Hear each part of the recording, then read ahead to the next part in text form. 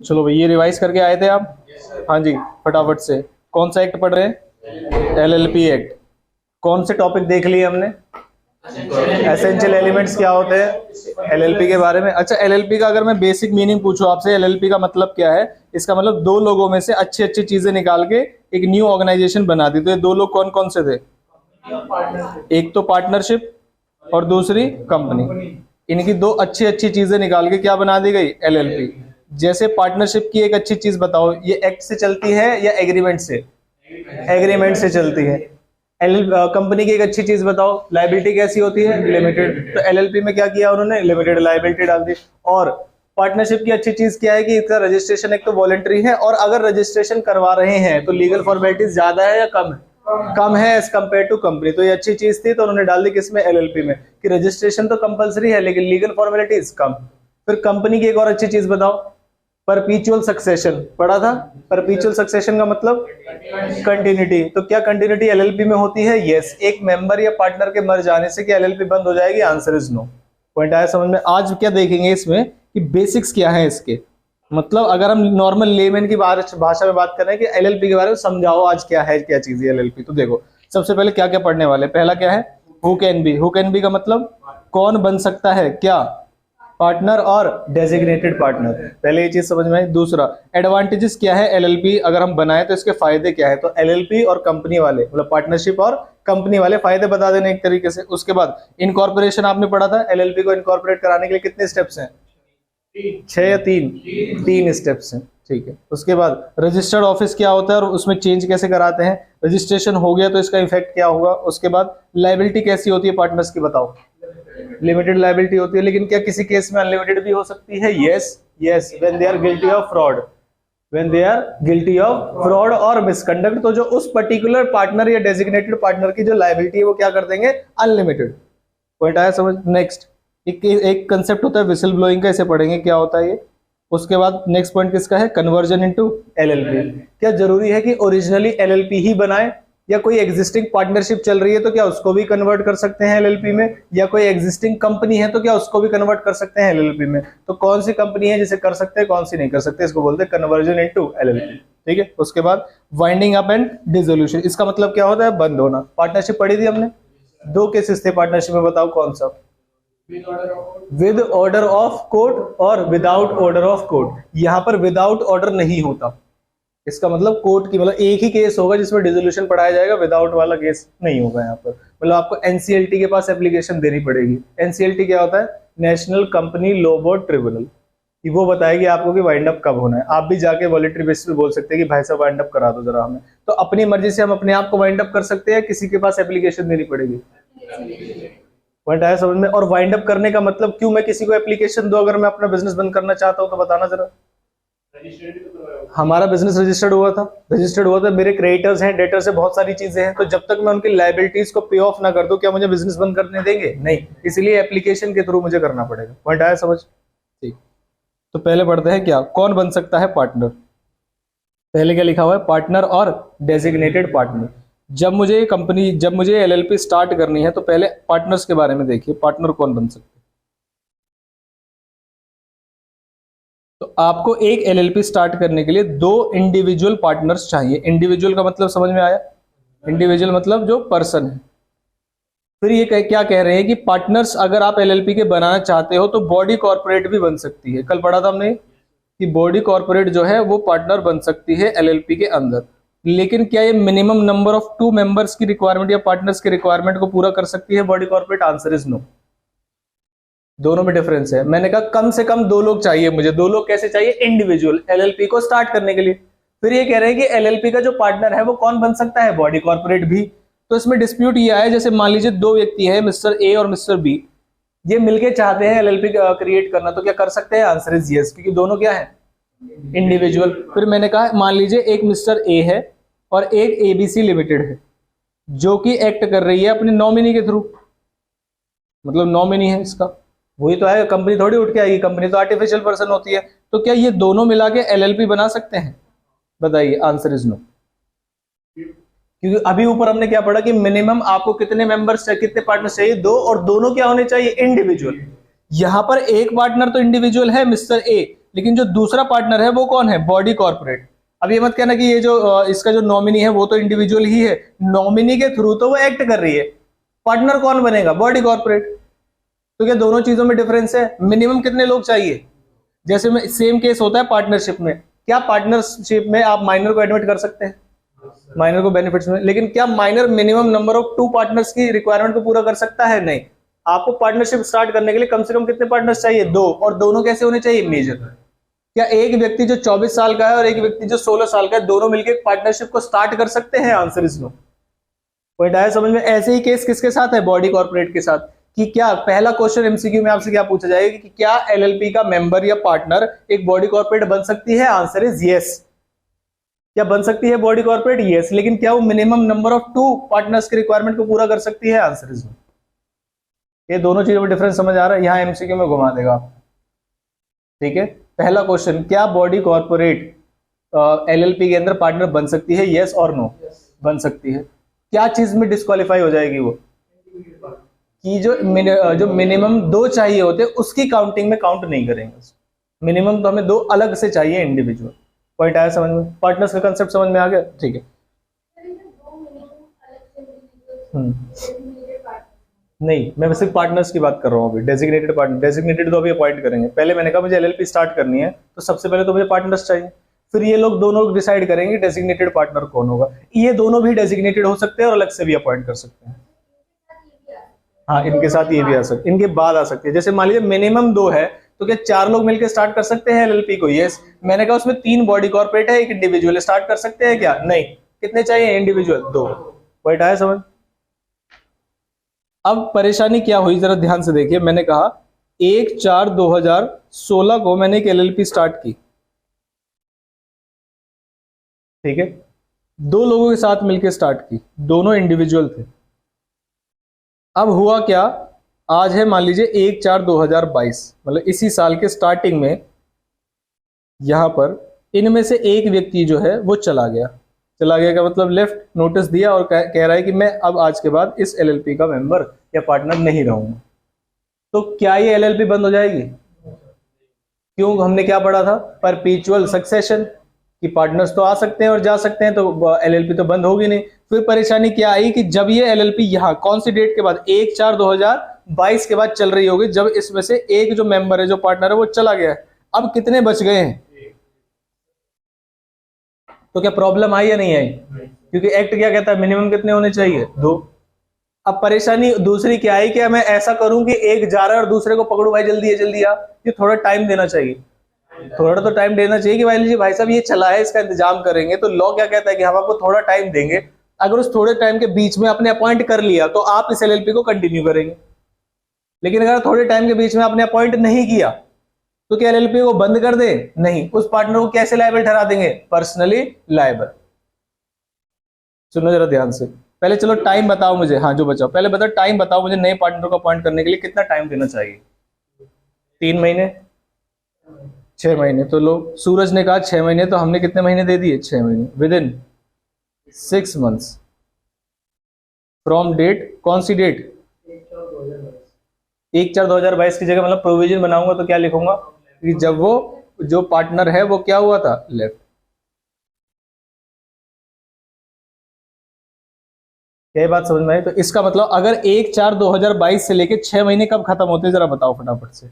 और मैं इसका नाम रख देता हूं, मान लीजिए राम और श्याम, ये 2 पार्टनर हैं, जिसमें से श्याम चला गया, तो अभी पार्टनरशिप में कौन है, राम है। तो राम को हमने कितने दिन का टाइम दिया है, 6 महीने का। किस चीज के लिए 6 महीने का टाइम दिया, नया पार्टनर को ढूंढने के लिए। अब 1/4/2022 से लेके 6 महीने कब एक्सपायर होते हैं, ये बताओ, 1/10/2022। अगर इस डेट तक तुमने कोई नया पार्टनर अपॉइंट कर लिया तो जैसे पहले चल रहा था वैसे ही चलेगा, तुम्हारी भी लायबिलिटी लिमिटेड ही रहेगी। क्या ये बात समझ में? लेकिन मान लीजिए ये पहला केस था, अपॉइंट कर लिया तो नॉर्मल है, जब से व्यक्ति आया ये भी लायबल होगा और उससे पहले के लिए राम लायबल होगा, और लायबिलिटी कैसी होगी, लिमिटेड। लेकिन मान लीजिए 6 महीने यहां पर एक्सपायर हो गए और अभी तक भी पार्टनर नहीं मिला और ये बिजनेस कंटिन्यू कर रहा है, तो क्या बिजनेस कंटिन्यू करने से एलएलपी वालों को, लॉ वालों को कोई दिक्कत है क्या? Answer is no. परेशानी अब किसको आएगी? जो राम है, राम को परेशानी ये आएगी कि अब एलएलपी वाले ये बोलेंगे कि भाई साहब राम, अब तुम्हारी लायबिलिटी जब तक तुम नया पार्टनर अपॉइंट नहीं कर लेते कैसी हो जाएगी, अनलिमिटेड कर देंगे। फिर दूसरी परेशानी ये है कि इस अनलिमिटेड लायबिलिटी को कहां से अनलिमिटेड करे, जिस दिन से वो नया पार्टनर गया था श्याम, जो पहले पार्टनर था वहां से, या फिर जब ये दिन एक्सपायर हुए वहां से, बताओ। मतलब पहले तो मुझे लॉ ने टाइम दिया ना 6 महीने, तो मैंने उस टाइम को यूटिलाइज किया, नहीं आ पाया तो क्या मेरी गलती? नहीं। अब मैं बिजनेस को कंटिन्यू कर रहा हूं बिना किसी पार्टनर के, तो क्या अब मेरी गलती है? Answer is yes. मतलब गलती का मतलब मैं किसके रिस्क पे हूं? अपने खुद के।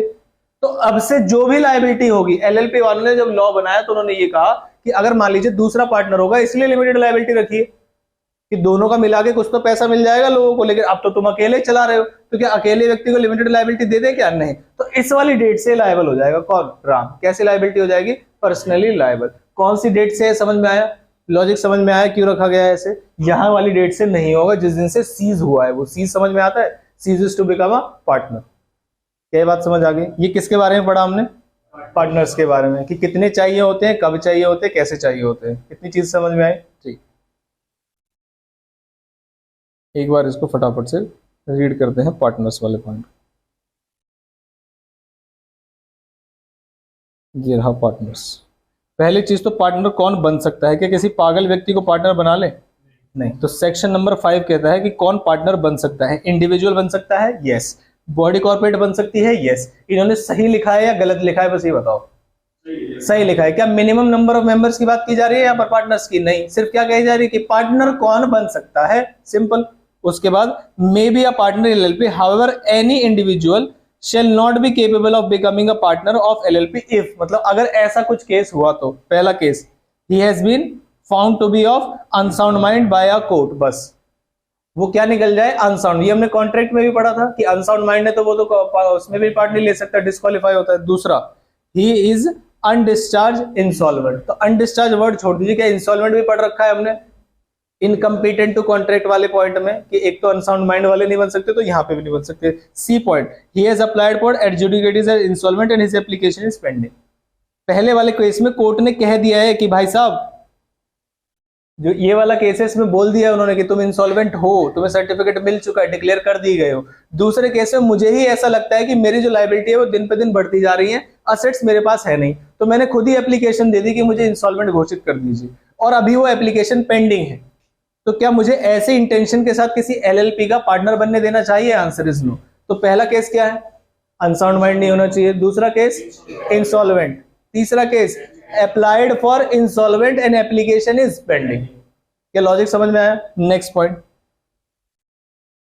डिस्क्वालिफिकेशन। डिस्क्वालिफिकेशन समझ में? 3 केसेस में आपको डिस्क्वालीफाई कर देंगे, अनसाउंड माइंड हो, इंसॉल्वेंट हो, या फिर इंसॉल्वेंट बनने के लिए अप्लाई कर दिया है और आपकी एप्लीकेशन पेंडिंग। क्या बात समझ? अब कंसेप्ट किसका आया? Minimum number of partners. एक पेज निकालिए, लास्ट में सेक्शन लिखेंगे इसके। वो लास्ट में जब वो शाम छोड़ के चला गया था, उसमें बॉडी कॉर्पोरेट को नहीं बुला सकते। आप रख सकते हैं, हमने तो काउंट नहीं किया, लेकिन जो मिनिमम नंबर ऑफ मेंबर्स वाला केस है उसके लिए तो हमें इंडिविजुअल ही चाहिए। 6 महीने के टाइम में मैं एक बॉडी कॉर्पोरेट रख लो, हमारी रिक्वायरमेंट पूरी नहीं हुई ना, हमें तो मिनिमम कितने चाहिए? 2। आप उस 6 महीने के टाइम में 10 बॉडी कॉर्पोरेट को रख लो, हम तो मना नहीं कर रहे। ठीक है।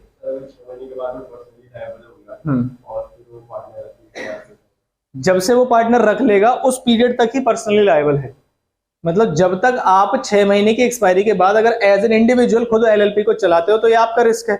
जैसे ही कोई आ गया वैसे नॉर्मल एलएलपी चलने लगी। ठीक है, लिख लिया आपने? सेक्शन 5 किसके बारे में बताएगा? Who can become a partner, ये लिख लीजिए, या eligibility of becoming a partner. Section 5, eligibility of becoming a partner. हाँ जी, अरे इंडिया में कितनी सारी एलपी बताएंगे अभी, सब एलएलपी से ही चला रहे। जितने भी लॉयर है ना सब तुम्हारे, सब एलएलपी से चलाते हैं। हाँ, who can become a partner, या शेष डाल के लिख लीजिए एलिजिबिलिटी, पार्टनर बनने की एलिजिबिलिटी क्या है। तो क्या एलिजिबल बताए जाएंगे कि कैसा होना चाहिए, हाइट क्या होनी चाहिए, कितना क्वालिफाइड होना चाहिए। उन्होंने क्या बता दिया कि कौन कौन से लोग क्वालिफाइड या एलिजिबल नहीं है, बस वो बता दिया, 3 लोग नहीं है। ठीक है, फिर उसके बाद लिखिए सेक्शन नंबर 6।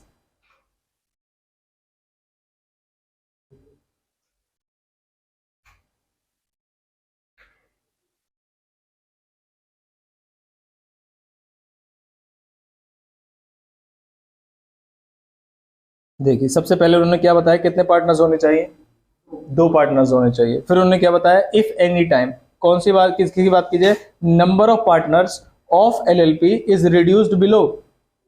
तो समझ में आया कौन सा केस समझा रहे हैं, हमने अभी पढ़ा था। एक तो कितने होने चाहिए, 2, और किसी समय पे अगर 2 से कम है तो कितने का टाइम दिया गया, कितने महीने का टाइम दिया गया, 6 मंथ्स का टाइम। उसके बाद भी बताएंगे who is only partner of LLP during that time so carries on business after those.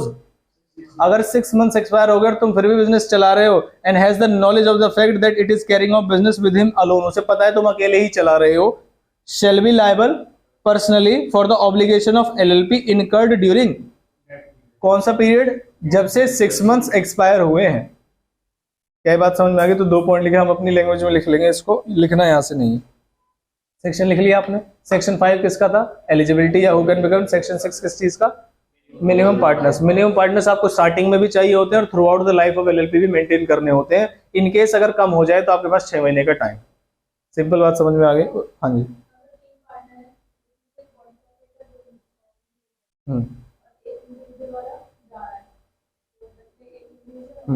तो आपको तुरंत इंडिविजुअल को अपॉइंट करना पड़ेगा।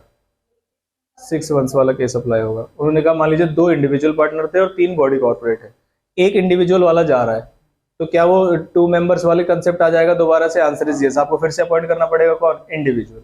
6 महीने का ही कंसेप्ट है उसमें, ठीक है। अब आए डेजिग्नेटेड पार्टनर की बारी। तो क्या ये आपने कल थोड़ा बहुत पढ़ा होगा, every LLP shall have at least 2 designated partner, और वो भी कैसे होने चाहिए, इंडिविजुअल्स। इसमें एक रेजिडेंट का भी केस आया था क्या, रेजिडेंट इन इंडिया। रेजिडेंट का मतलब कितने दिन, उनमें से एक रेजिडेंट होना चाहिए। रेजिडेंट का मतलब क्या होता है, नहीं आप बताओगे।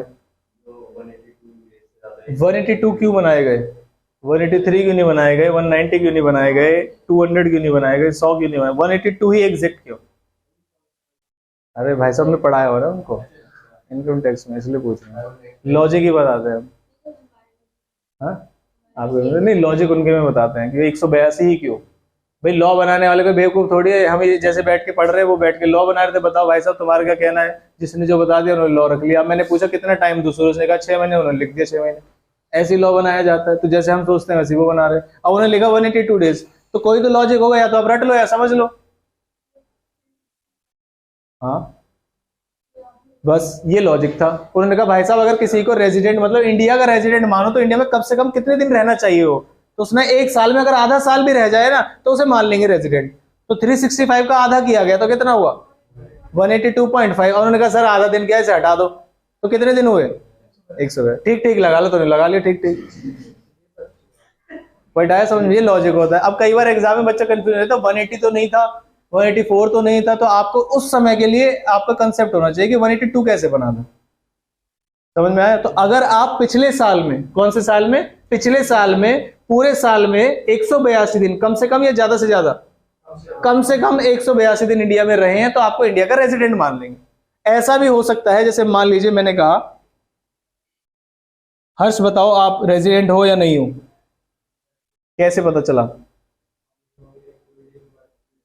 अरे नालायक। हाँ जी, तो जो इकोनॉमिक एक्टिविटी में पार्टिसिपेट करता है वो रेजिडेंट होता है। ब्रेटली इंडिया में आया, 4 दिन के लिए आईपीएल में कमेंट्री करके चला गया, इकोनॉमिक एक्टिविटी में पार्टिसिपेट किया है, 4 दिन आया चला गया, रेजिडेंट है वो? हाँ जी,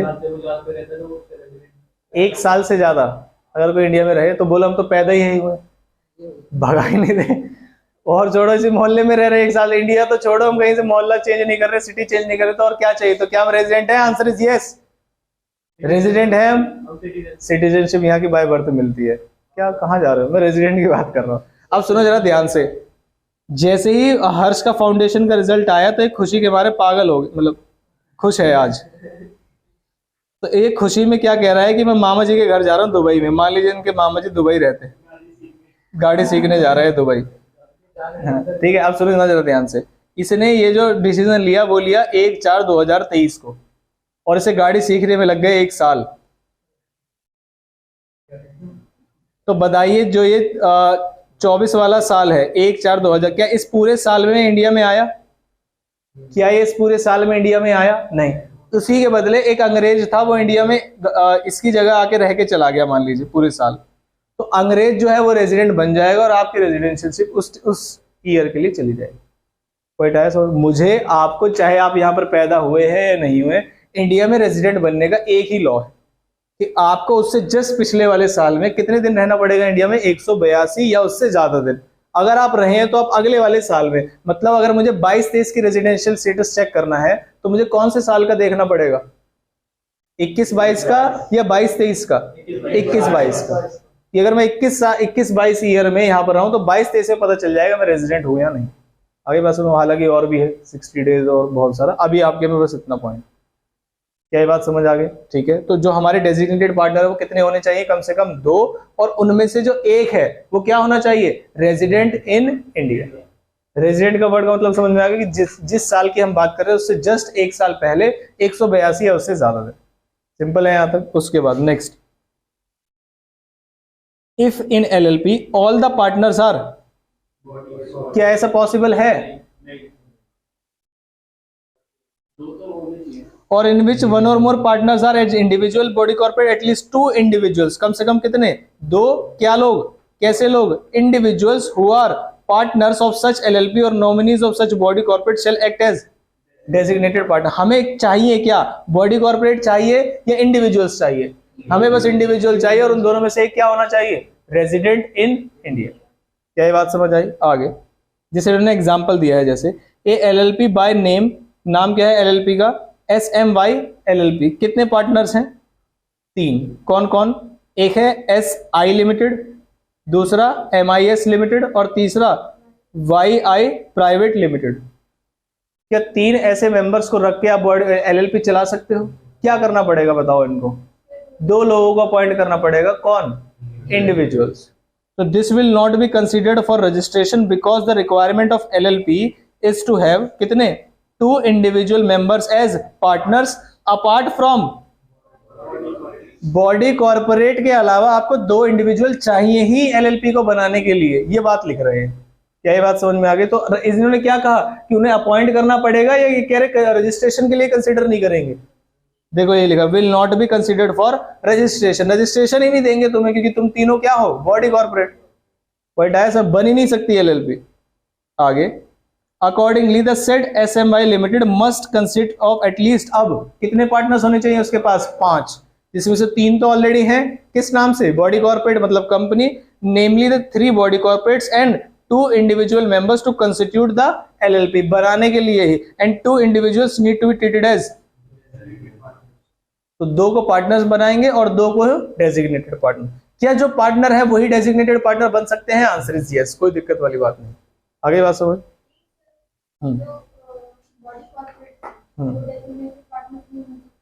जो हाँ, उनके नॉमिनी के थ्रू आप उन्हें डेजिग्नेटेड पार्टनर बना सकते हैं, कोई दिक्कत नहीं है। बॉडी कॉर्पोरेट के लिए प्रोहिबिशन क्या लगाई गई कि मिनिमम 2 में आपको काउंट नहीं करेंगे, बस इस चीज को समझो। ठीक है। फिर आया थर्ड पॉइंट। थर्ड पॉइंट क्या कहता है? Resident in India. For the purpose of this section the term resident in India means a person who has stayed in India for a period of not less than, not less than का मतलब 182 से कम नहीं, इससे ज्यादा, यानी at least during the immediately preceding 1 year. Immediately preceding का मतलब क्या होता है? इसका मतलब अगर मान लीजिए अभी कौन सा साल चल रहा है? 22-23, तो अगर मुझे 22-23 का रेजिडेंशियल स्टेटस चेक करना है तो कौन से साल का देखूंगा? अगर मान लीजिए कोई ये कहने लगे 21-22 में ही मैं बाहर गया तो उससे पहले तो मैं पैदा हुआ था, सब यहीं हुआ हूं, जरा वो चेक कर लो, तो क्या वो चेक करेंगे? नहीं। कौन सा दिन चेक करेंगे? बस 21-22। पॉइंट आया समझ? ठीक। ये किसके बारे में पढ़ा हमने? Designated partner. इसका भी सेक्शन लिख लीजिए, सेक्शन 7।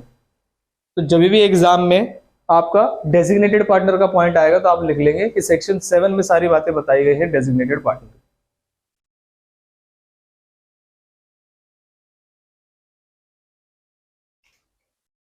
क्या हम ये समझ गए कि कौन पार्टनर बन सकता है और कौन डेजिग्नेटेड पार्टनर बन सकता है?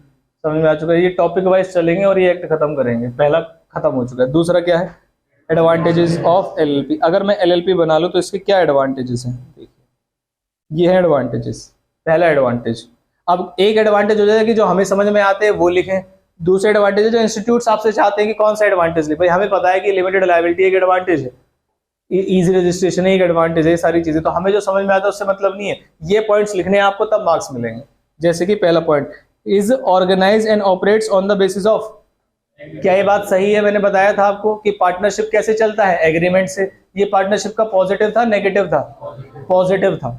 पॉइंट आया समझ में? तो एग्रीमेंट वाला पॉइंट था। दूसरा, provides flexibility without imposing detailed legal and procedural requirement. क्या ये भी पता है हमको कि आपके पास फ्लेक्सिबिलिटी रहती है और बहुत ज्यादा लीगल रिक्वायरमेंट्स नहीं है एज कंपेयर टू कंपनी। ये किसका बेनिफिट था, पार्टनरशिप का या कंपनी का? ऊपर के दोनों बेनिफिट्स किसके लिखे हैं उन्होंने? पार्टनरशिप के। फिर आए दो उसके बाद, इजी टू फॉर्म, ये भी किसका बेनिफिट है? All the partners enjoy limited liability, ये किसका है? कंपनी का पॉजिटिव है। फ्लेक्सिबल कैपिटल स्ट्रक्चर, ये अलग से लिखा है उन्होंने। और उसके बाद इजी टू, जैसे स्टार्ट करना आसान होता है ऐसे ही बंद करना भी आसान होता है, लेकिन कंपनी को बंद करना इतना आसान होता है क्या? नहीं।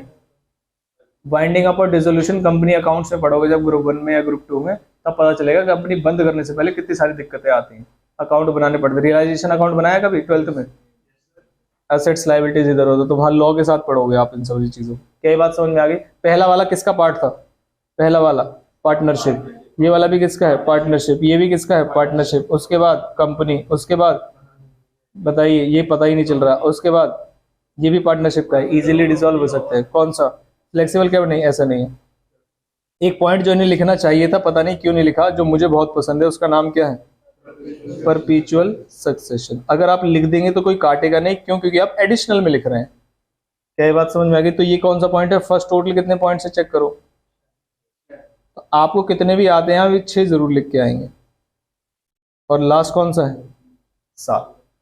इसमें से रिप्लेस करके ये ना लिखें आप, इसके साथ लिखें। ये समझ में आ गया कि परपीचुअल सक्सेशन एक पॉजिटिव पॉइंट है, जो कि एक बॉडी कॉर्पोरेट का हुआ करता था, कंपनी का हुआ। हाँ जी, फ्लेक्सिबल का मतलब ये होता है कि जब कंपनीज एक्ट आप पढ़ते हो तो उसमें लॉ बताया जाता है कि आप मैक्सिमम कितना लोन ले सकते हो, कितना कैपिटल रेज करोगे, कितने रजिस्ट्रेशन फीस होनी चाहिए। ऐसा इसमें कुछ नहीं है, आपको जैसे काम करना है वैसे करें। कंपनी लॉ में ऐसा भी तो है कि डिविडेंड कितना पे कर सकते हैं, ये भी कंपनीज एक्ट बताता है मैक्सिमम। पॉइंट आया समझ? तो इसमें फ्लेक्सिबिलिटी है कि आप कितना भी रखिए, कोई दिक्कत वाली बात नहीं। ये कौन सा टॉपिक हो गया? कितने पॉइंट्स हैं? कंपनी के कितने हैं? कंपनी के कितने हैं? 2। एक मैंने बताया था अलग से, कौन सा? परपीचुअल सक्सेशन। और एक और कौन सा है? Limited liability. तो ये 2 अलग कर लीजिए। अब कितने बच गए? 5। पहला क्या कहता था? एग्रीमेंट से चलता है। पहला क्या कहता था? एग्रीमेंट से चलता है। इजी टू फॉर्म है, इजी टू डिसॉल्व है। 3 हो गए। एग्रीमेंट से चलता है, easy to form, easy to dissolve. ये 3 किसके थे? पार्टनरशिप के। ये 2 किसके थे? कंपनी। एक और बताओ पार्टनरशिप का। Less legal formalities. तो 4 यहां पर हो गए, 2 यहां पर है, तो बचे कितने? 1। कौन सा? जो किसी का भी नहीं था। कौन सा? Flexible capital structure. क्या ये बात समझ आई? अब पहले मुझे पार्टनरशिप के बताओ सारे। पहले पार्टनरशिप के पहला क्या है? एग्रीमेंट से चलते हैं, easy to form, easy to dissolve, less legal formalities. कितने हो गए? 4। ये किसके हैं? पार्टनरशिप के। फिर 2 बताओ कंपनी के, लिमिटेड लायबिलिटी एंड परपीचुअल सक्सेशन। कितने हो गए? 6। अब किसका रह गया जो किसी का नहीं है? Flexible capital structure. पॉइंट आया समझ में? ये किसका है? Advantages of LLP. एलएलपी बनाने के क्या एडवांटेजेस समझ में आया? फिर हमें क्या लिखना है? इनकॉर्पोरेशन। क्या इनकॉर्पोरेशन आप पढ़ चुके हैं? एसेंशियल एलिमेंट्स और इनकॉर्पोरेशन कैसे होता है, ठीक है, वो बाकी भी देखेंगे। फिर आई किसकी बात? रजिस्टर्ड ऑफिस की बात। रजिस्टर्ड ऑफिस का मतलब क्या होता है, उसमें चेंज का मतलब क्या होता है? देखिए, मान लीजिए मैंने एक एलएलपी खोली है, तो मुझे क्या रजिस्ट्रार के पास जाना पड़ेगा? रजिस्ट्रार का नाम सुना है ना आपने? रजिस्ट्रार के पास 30 दिन के अंदर डॉक्यूमेंट्स वगैरह सबमिट करने होते हैं। तो अगर रजिस्ट्रार को मुझसे बात करनी हो तो कहां बात करेगा, ये बताओ भाई। जब मैं डॉक्यूमेंट्स लेके जाऊंगा, तो आपने ऐसा देखा है ना पार्टनरशिप में भी कि रजिस्टर्ड ऑफिस का एड्रेस देना पड़ता है हमें, और any other place of business. याद है आपको? पार्टनरशिप के रजिस्ट्रेशन के समय पे अगर रजिस्ट्रेशन कराओगे तो ये स्टेप्स हैं। कौन से सेक्शन में? कौन से सेक्शन में? सेक्शन 58 में। सेक्शन 58 में पार्टनरशिप का रजिस्ट्रेशन पड़ा। इलेक्ट्रॉनिकली डॉक्यूमेंट सबमिट होंगे, लेकिन कहीं ना कहीं तो आपसे बोला जाएगा कि भैया आपको पोस्ट करनी है, स्पीड पोस्ट करनी है, तो कहां करें ये तो बताओ। अगर तुम्हारे ऊपर हमें कोई नोटिस सर्व करना है कि 30 दिन के अंदर जवाब दीजिए, तो कहां करेंगे? आपने कहा कि registrar will issue certificate of incorporation. कहां करेगा? कहीं तो भेजेगा ना उसको। पॉइंट आया सब? तो इलेक्ट्रॉनिकली भी जरूरी होता है जब ये इशू करेगा, और फिजिकली भी जरूरी होता है। तो रजिस्टर्ड ऑफिस कोई ना कोई तो बताओगे। तो ये किसके रिस्पॉन्सिबिलिटी है एलएलपी का रजिस्टर्ड ऑफिस बताना? एलएलपी की या फिर रजिस्ट्रार की? एलएलपी की रिस्पॉन्सिबिलिटी है कि आपका रजिस्टर्ड ऑफिस क्या है, और अगर चेंज हो रहा है तो क्या वो भी बताना किसका काम है, एलएलपी का। पॉइंट आया समझ? इसे बोलते हैं रजिस्टर्ड ऑफिस और उसमें चेंज। खास बात यह है कि आपके सिलेबस में चेंज करने की डिटेल नहीं है, बस ये लिखा हुआ है as may be prescribed, fees as may be prescribed, ये सारी चीजें बस ऐसे लिख के छोड़ दी। पॉइंट आया समझ में? देखते सेक्शन लिखिए फटाफट से, registered office and change in registered office, section number 13। Section की लिस्ट सही से बनाएंगे। कितने सेक्शन पढ़ लिए हमने? 4। पहला कौन सा था? किसके बारे में बताता था?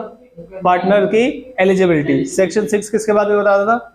मिनिमम पार्टनर्स, और उसकी रिडक्शन हो जाएगी तो क्या करना पड़ेगा। Section 7 designated partner. फिर उसके बाद 13 क्या है? रजिस्टर्ड ऑफिस और उसका चेंज। ठीक है, हालांकि इसमें पॉइंट्स में ऐसे लिखा हुआ, पता नहीं क्या लिखा होगा, हालांकि मैं आपको पहले ही बता चुका हूं, हर एक एलएलपी को एक रजिस्टर्ड ऑफिस रखना पड़ेगा, उसकी कम्युनिकेशन एलएलपी को देंगे। एलएलपी को भी कोई कम्युनिकेशन देनी है रजिस्ट्रार को, तो वो कहाँ से देगा? वहीं रजिस्टर्ड ऑफिस पे। और अगर चेंज करना है तो आपको चेंज कर सकते हैं, किसी भी टाइम चेंज कर सकते हैं, लेकिन इसकी इंटीमेशन किसको दे दोगे? रजिस्ट्रार को। इस चेंज के लिए आपकी कुछ फीस लगेगी, प्रेस्क्राइब्ड मोड वगैरह वो वर्ड लिखा होगा यहाँ पे। ठीक है, पहला पढ़िए, every LLP shall have a registered office. किस चीज के लिए? For which all communication and notice may be addressed and where they shall be received. क्या ये बात समझ में आ गई? आगे, a document may be served on LLP or a partner or designated partner by sending it by post under certificate of posting. मतलब अगर कोई भी आपका लेटर या डॉक्यूमेंट या नोटिस आपके रजिस्टर्ड ऑफिस पे भेज दिया गया तो हम मान लेंगे आपने पढ़ लिया। रजिस्ट्रार की रिस्पॉन्सिबिलिटी क्या है? भेजना या पढ़ना? भेजना। तो अगर जो भी आपने रजिस्टर, जैसे मान लीजिए कोई नोटिस आया बीएसीएस से, उन्होंने कहा 10 दिन के अंदर बिजली का बिल पे कर दो वरना लाइट काट देंगे, आपको वो नोटिस नहीं मिला लेकिन उन्होंने भेज दिया था, उनके पास स्लिप होगी भेजने की, आपके घर पे आया, आपने पढ़ा नहीं, गलती किसकी? हमारे। तो हमारी गलती तब बताई जाएगी जब वो रजिस्टर्ड ऑफिस बताएंगे कि रजिस्टर्ड ऑफिस बताओ कहाँ है, तो हम वहां भेज देंगे, इसका मतलब गए। अब अगर वो नहीं पढ़ रहा है, अब किसकी रिस्पॉन्सिबिलिटी? एलएलपी की या उसके पार्टनर्स की या फिर डेजिग्नेटेड पार्टनर्स की। क्या ये बात समझ में आई? तो किस पर्पस के लिए होता है? पहला वर्ड क्या है? किस पर्पस के लिए?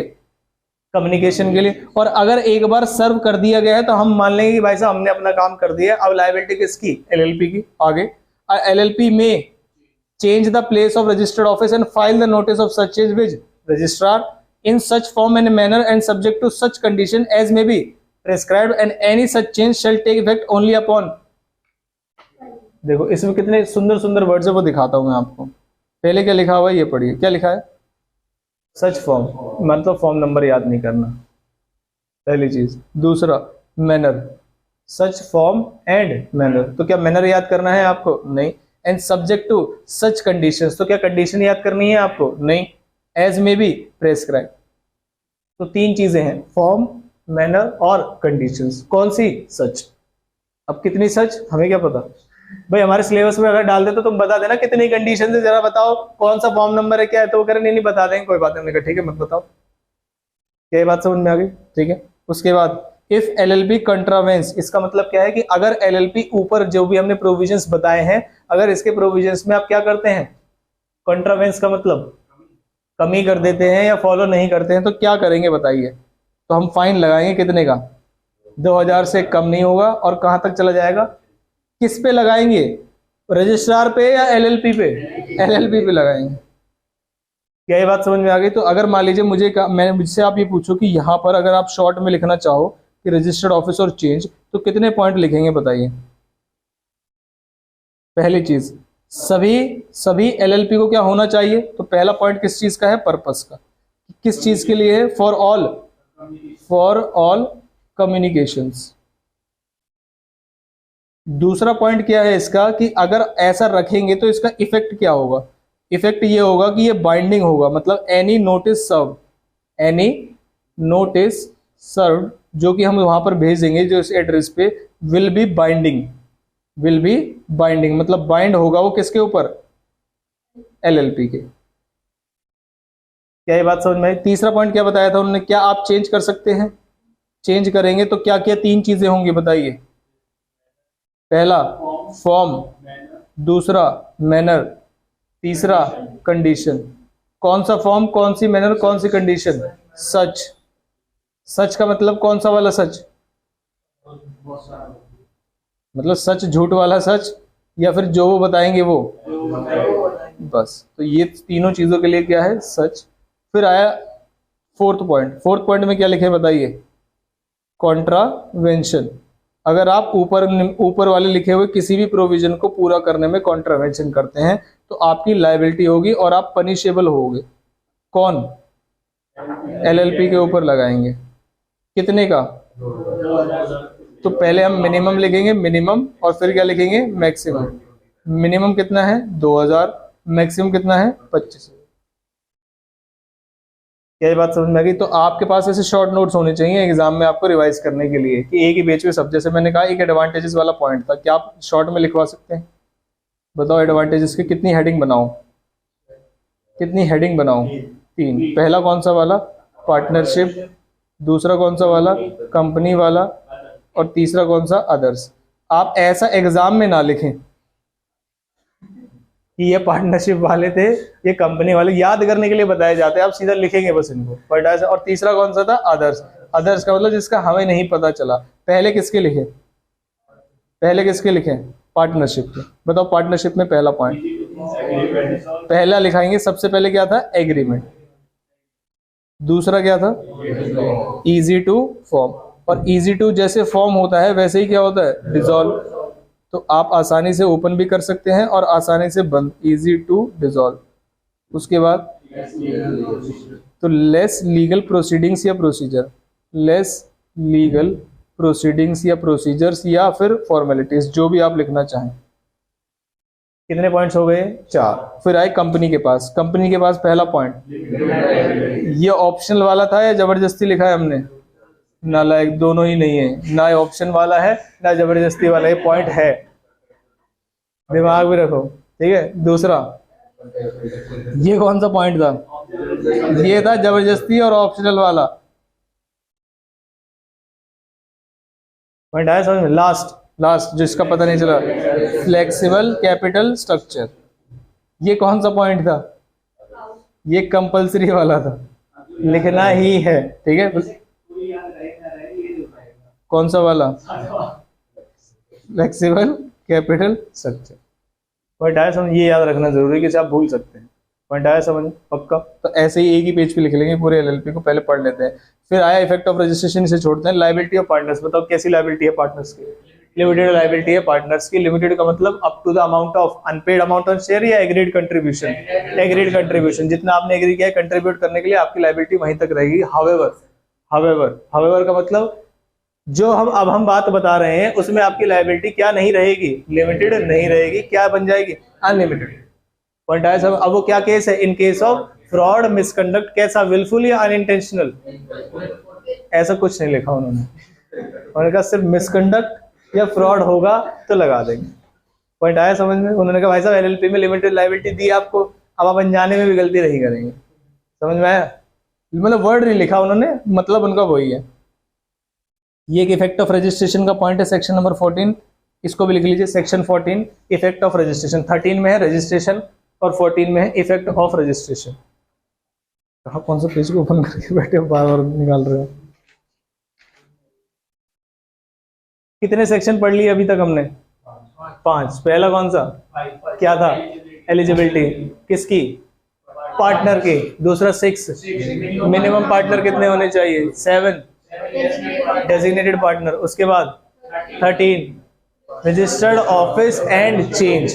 रजिस्टर्ड ऑफिस एंड चेंज में कितने पॉइंट्स हैं, 4। पहला क्या कहते हैं, क्यों रखा गया है, तो किसके लिए, कम्युनिकेशन के लिए। इफेक्ट क्या होगा इसका, इफेक्ट क्या होगा इसका, जो भी नोटिस सेंड कर देंगे हम, बाइंड होगा एलएलपी के ऊपर, अब आप पढ़ो या मत पढ़ो। तीसरा चेंज, चेंज करेंगे तो कितनी चीजें चाहिए हमको, 3, such form, such manner, such condition, as may be prescribe. Point आया समझ। और 4th पॉइंट क्या था, कॉन्ट्रावेंशन। कॉन्ट्रावेंशन मतलब पनिशमेंट कितने की, मिनिमम 2000, दूसरा मैक्सिमम 25,000। बताओ इसमें इम्प्रिजनमेंट क्यों नहीं डाला, जेल कर देंगे। एलएलपी को जेल नहीं कर सकते आप, LLP is a body corporate. ये फाइन किस पे लगा रहे हैं हम, पार्टनर पे, एलएलपी पे, एलएलपी पे। हाँ जी, दोनों लिखा है, लेकिन जेल कर सकते हैं क्या एलएलपी को, नहीं। अलग से जब होगा ना किसी पार्टनर के ऊपर तब जरूर लिखा होगा इम्प्रिजनमेंट, जैसे फ्रॉड का केस आएगा भी बताऊंगा कैसे, ठीक है।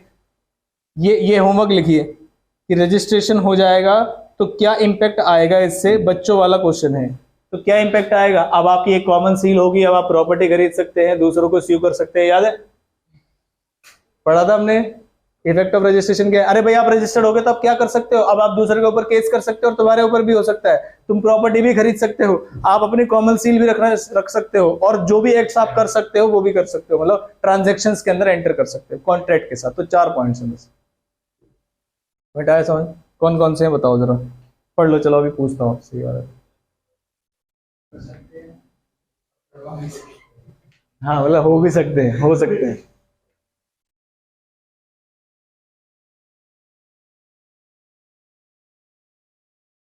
इसे आप लिख सकते हैं कॉन्ट्रैक्ट कर सकते हैं, कॉन्ट्रैक्ट एंड ट्रांजेक्शंस, मतलब याद करने के लिए लिखना यही है, याद करने के लिए आप कॉन्ट्रैक्ट्स एंड ट्रांजेक्शंस कर सकते हैं, ठीक है। पढ़ लिया आपने, पढ़ लिया, कितने पॉइंट्स हैं? अच्छा चलो ये सही है। इफेक्ट ऑफ रजिस्ट्रेशन के 4 पॉइंट्स हैं, बताओ जरा कौन कौन से points. 1 minute, can and be sued, आप स्यू भी कर सकते हैं एंड हो भी सकते हैं। उसके बाद दूसरा, प्रॉपर्टी परचेज कर सकते हैं नहीं, यस, तो आप प्रॉपर्टी भी परचेज और सेल कर सकते हैं, property buy and sell LLP के नाम पे कर सकते हैं। तीसरा, मे हैव, कंपलसरी है क्या? नहीं, मे have common seal, common seal का मतलब क्या होता है? स्टैम्प। और 4th पॉइंट, जब ये सारी चीजें आप कर ले उसके बाद आप बिजनेस भी स्टार्ट करिए, मतलब आप कॉन्ट्रैक्ट में भी एंटर हो सकते हैं, कॉन्ट्रैक्ट एंड ट्रांजैक्शंस करना स्टार्ट कर सकते हैं, ट्रांजैक्शंस या एक्ट्स। और वर्ड लिखा होता है लॉ के अंदर, डू एंड सफर,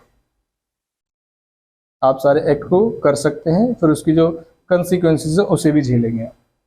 पॉइंट आया समझ? पक्का। तो ये कौन सा सेक्शन था? कौन सा सेक्शन था ये? 14, ठीक है। फिर हम चले आगे, क्या पढ़ना है हमें, क्या पढ़ना है बताओ आगे? Liability of partners. तो पढ़ लेते हैं liability of partners. In general हमें पता है लायबिलिटी ऑफ पार्टनर्स क्या होती है, पार्टनर्स एंड देयर रिलेशन, ये एक्सटेंट ऑफ लायबिलिटी, लायबिलिटी कैसी, ठीक है। तो कैसी लायबिलिटी है पार्टनर्स की, तो यहाँ पढ़िए, a partner is not personally liable directly और indirectly for an obligation referred, जो भी हमने ऊपर पढ़ा है, the provision of 3rd of section shall not affect the personal liability of a partner for his own wrongful act or omission, but a partner shall not be personally liable for wrongful act or omission of any other partner। क्या important point है या नहीं, ये बताइए, क्योंकि हमने पहले ही पढ़ा था म्यूचुअल एजेंसी, किसी और पार्टनर के विलफुल फ्रॉड और मिसकंडक्ट की वजह से या ओमिशन की वजह से मैं एज अ पार्टनर या डेजिग्नेटेड पार्टनर क्या पर्सनली लायबल ठहराया जा सकता हूं? नहीं। तो मुझे पर्सनली लायबल ठहराने का सिर्फ एक ही तरीका है, या तो मेरा मिसकंडक्ट या फ्रॉड हो, तब बात खत्म। आगे बात समझ में? तो ना तो एलएलपी के और ना ही किसी पार्टनर के विलफुल फ्रॉड और मिसकंडक्ट की वजह से एमसीक्यू में पूछा जा सकता है, can a partner or designated partner be held personally liable for the act of other partner or designated partner, ठीक है। तो या तो एमसीक्यूज देगा कि ऐसा कर सकते नहीं कर सकते, या ट्रू फॉल्स में पूछेगा कि ये, तो इंपॉर्टेंट है ट्रू फॉल्स के लिए। बट आया समझ में? ठीक है। फिर एक लिखा उन्होंने, एक पार्टनर बाय होल्डिंग आउट का भी कंसेप्ट होता है। तो मुझे बताओ पार्टनर बाय होल्डिंग आउट का सेक्शन कौन सा था? हमने पढ़ा था ना पार्टनरशिप में, 28। और यहाँ पर जो सेक्शन है वो क्या है? 29। होल्डिंग आउट का मतलब क्या होता है बताइए? Introduce himself or be introduce or allows himself to be introduce. Point आया समझ में? उसमें होता क्या था, जो उस रिप्रेजेंटेशन या इंट्रोडक्शन के बेस पे जो अदर पार्टी या थर्ड पार्टी है वो क्या देती थी फर्म को? क्रेडिट। उस पर्टिकुलर एक्ट के लिए वो क्या होता था? लायबल। यही पढ़ा था हमने। सेम प्रोविजन इसमें है, देखिए, any person who by words spoken or written या फिर कंडक्ट क्या कर रहा है? Represents himself or knowingly permits himself to be represented. क्या दोनों में फर्क है? इनके नाम पढ़े थे हमने, बताओ क्या था? पहला था रिप्रेजेंट्स हिमसेल्फ, तो वो क्या था? पार्टनर बाय स्टॉपल या holding out? Estoppel. Or allows himself to be represented, holding out, उल्टा ना पड़े, स्टॉपल में खुद रिप्रेजेंट करता है, होल्डिंग आउट में अलाउ करता है। पॉइंट आया समझ में? इसमें वर्ड नहीं लिखना।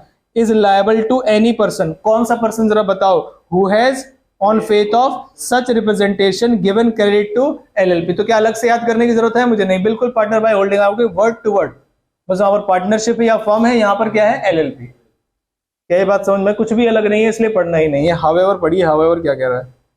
Where any credit is received by LLP as a result of such representation, LLP को मिला था वो उधार, the LLP without prejudice to the liability of the person so representing himself or is willing to be a partner be liable to the extent of credit received by it in any financial benefit। इसका मतलब अगर आपने उधार LLP को दिया है, तो उस पार्टनर ने पर्सनली लिखा, LLP के पास 5 लाख रुपए हैं,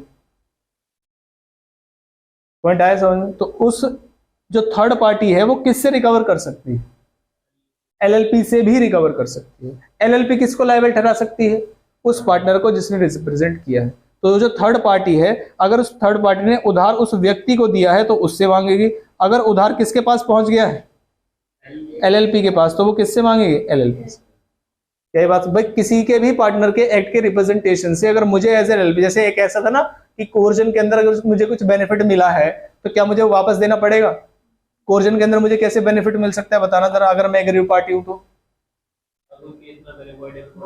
नहीं नहीं नहीं नहीं नहीं, मैं एग्रीड पार्टी हूं तो मैं बेनिफिट में कैसे आ सकता हूं? 50 लाख की जमीन 5 लाख, जैसे हमारी 50 लाख की जमीन थी, वो मुझे डरा के 5 लाख में देके चला गया, कह रहा 5 लाख रखो और किसी को बताना मत। मैंने पुलिस में कंप्लेन कर दी, मुझे प्रॉपर्टी मेरी वापस मिल गई, 5 लाख रख लो या वापस दे दो। ऐसे ही एलएलपी है, किसी के मिसरिप्रेजेंटेशन की वजह से, किसी के गलत रिप्रेजेंट करने की वजह से एज एन एलएलपी या तो मुझे कोई बेनिफिट रिसीव हुआ है या फिर मुझे कोई अमाउंट रिसीव हुआ है, तो जो भी बेनिफिट और अमाउंट मुझे रिसीव हुआ मुझे वो क्या करना पड़ेगा? वापस। इसलिए एलएलपी उतने पोर्शन के लिए लायबल है। क्या ये बात समझ में आ गई? यही लिखा हुआ है बस। अदरवाइज लायबल कौन होगा? जो अपने आप को दिखा रहा है, मतलब होल्डिंग आउट वाला व्यक्ति। क्या इतनी बात समझ आती है? ठीक।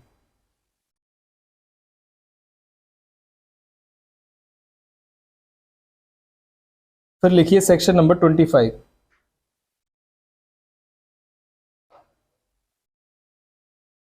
पहले सेक्शन 28 लिखना, पहले लिखना section 28, extent of liability of partner. तो लिमिटेड भी 28 के अंदर ही बताया गया है और अनलिमिटेड भी 28 के अंदर ही बताया गया है।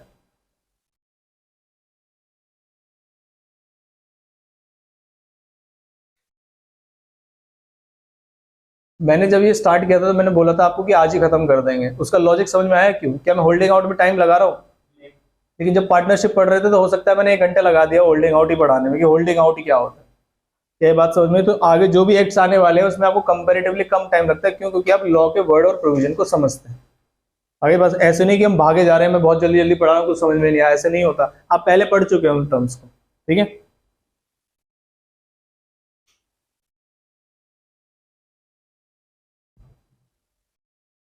नेक्स्ट लिखिए registration of change in partners, section 25। आपको इसके सेक्शन मतलब बहुत कम याद रखने हैं, नहीं भी याद रखोगे चलेगा, मुझे कोई दिक्कत नहीं।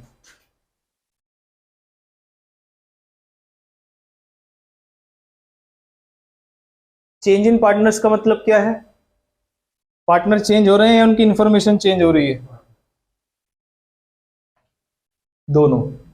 पार्टनर भी चेंज हो सकते हैं और उससे रिलेटेड इंफॉर्मेशन, मतलब उसका क्या पार्टनर का नाम भी चेंज हो सकता है? मान लीजिए मैं पार्टनर में अपना नाम बदलवा सकता हूं क्या? हाँ। क्या आधार कार्ड में नाम बदलवा सकता हूं? यस। भाई मेरे नाम में स्पेलिंग गलत है, पहले आधार कार्ड वही था तो जो आधार कार्ड है उसी तरह रजिस्टर होगा। अब मैंने आधार कार्ड में करेक्शन करा दिए, मान लीजिए सोहन लाल से रोहन लाल लिखवा दिया मैंने, अब तो क्या बताना पड़ेगा? आरओसी को, आरओएफ को, रजिस्ट्रार को, हमें बताना ही नहीं है कौन। पॉइंट आया समझ? क्या बताऊं? बताओ उसको कि मेरा नाम चेंज हो गया है। मैं बताऊं या एलएलपी बताएगी? एलएलपी बताएगी। मैं तो पार्टनर हूं, मैं किसको बताऊंगा? एलएलपी को। अब रिस्पॉन्सिबिलिटी किसकी? एलएलपी की। किसको बताए? रजिस्ट्रार को। तब तक नाम और एड्रेस चेंज नहीं माना जाएगा लॉ की नजरों में जब तक आप किसको नहीं बता देंगे? रजिस्ट्रार को। आप अपना नाम चेंज कराना चाहते हैं एलएलपी का, क्या करा सकते हैं? आपने अपने मन में सोच लिया आपसे नाम ये रखेंगे, तो क्या मन में सोच लेने से हो जाएगा? नहीं। आपने अपने बाहर बोर्ड लगा दिया कि नाम ये है अब एलएलपी का, तो क्या बोर्ड लगाने देने से हो जाएगा? Answer is no. आपने अपने सभी डिस्ट्रीब्यूटर्स को, क्रेडिटर्स को वो दे दिया अपना विजिटिंग कार्ड नए नाम से, क्या उससे नया नाम बन जाएगा? नहीं। कब तक बनेगा? नहीं, जब तक आप रजिस्ट्रार को उसको इन्फॉर्मेशन नहीं देते और रजिस्ट्रार आपको फ्रेश इश्यू ना कर दे सर्टिफिकेट की हाँ ठीक है। क्या ये बात समझ में आई? तो पढ़िए अब पार्टनर में चेंज क्या होता है, पढ़िए। एवरी पार्टनर शेल इन्फॉर्म, किसकी बात की जा रही है? कौन इन्फॉर्म करेगा? पार्टनर। तो पार्टनर किसको इन्फॉर्म करेगा? एवरी पार्टनर शेल इन्फॉर्म किसको? एलएलपी को, of any change in his name और address within a period of 15 days of such change. जैसे ही चेंज हुआ कितने दिन के अंदर बता देना है। ध्यान से समझना इस डायग्राम को। ये है एलएलपी, ये है इसके पार्टनर्स, ये डेजिग्नेटेड पार्टनर्स, और ये है मान लीजिए आरओसी। टाइम लिमिट का कंसेप्ट समझना जरा ध्यान से। जितने भी ये लोग हैं, ये जो दोनों लोग हैं, अगर कोई चेंज होगा तो ये किसके पास जाएंगे? एलएलपी के पास। यहां पर डेज कितने लिखे हैं उन्होंने? यहां पर लिखे हैं 15, विद इन 15 डेज। और एलएलपी से कोई भी कम्युनिकेशन कहां तक जाएगी? आरओसी तक। बताओ कितना टाइम लिखूं? 15 या 15 से ज्यादा? 15 से ज्यादा। तो टाइम कितना गया? 30 दिन। तो कभी भी डाउट नहीं होना चाहिए, एलएलपी के पास, आरओसी के पास जाने के लिए हमेशा कितने दिन होंगे? 30। कोई डाउट नहीं आना चाहिए कभी भी। बट आया समझ में? लेकिन जो आपके इंडिविजुअल हैं, जो पार्टनर्स हैं, वो कितने दिन के अंदर बता दें? 15 दिन ऑफ सच चेंज। और यहां पर जैसे ही आपको पता चल गया, आप उससे 30 दिन के अंदर अंदर किसको दे देंगे? आरओसी। पॉइंट आया समझ? तो पढ़िए। तो पहले वाले में किसके किसके डेज बताए गए? पार्टनर जो एलएलपी को बताएंगे, या फिर एलएलपी जो उसके बाद the LLP shall where a person becomes और ceases to become a partner. मतलब कोई नया आ रहा है, जा रहा है, जो भी चीज है, file notice with registrar within 30 days from date he becomes और ceases to become a partner. Point आया समझ में? कोई नया आ रहा है या कोई पुराना जा रहा है, कोई भी केस है, आपको कितने दिन के अंदर बता देना है? 30 दिन के अंदर। Where there is any change in the name और एड्रेस ऑफ द पार्टनर, उसके लिए भी आपको क्या करना पड़ेगा? 30 दिन के अंदर आपको बताना पड़ेगा। क्या ये बात समझ में आ गई? तो दो चीजें बताई जो आरओसी को, एलएलपी को करनी पड़ेंगी। एलएलपी पहली चीज तो तुम बताओगे अगर किस केस में चेंज इन, यहां पर दो केस है। पहला केस जो इंडिविजुअल पार्टनर है उसका क्या चेंज हो रहा होगा बताओ? Change in information. इंफॉर्मेशन का मतलब उसका नाम, एड्रेस वगैरह कोई भी चेंज हो रहा है। या फिर चेंज इन मेंबरशिप। क्या चेंज इन मेंबरशिप का मतलब अलग होता है? बताइए फटाफट से।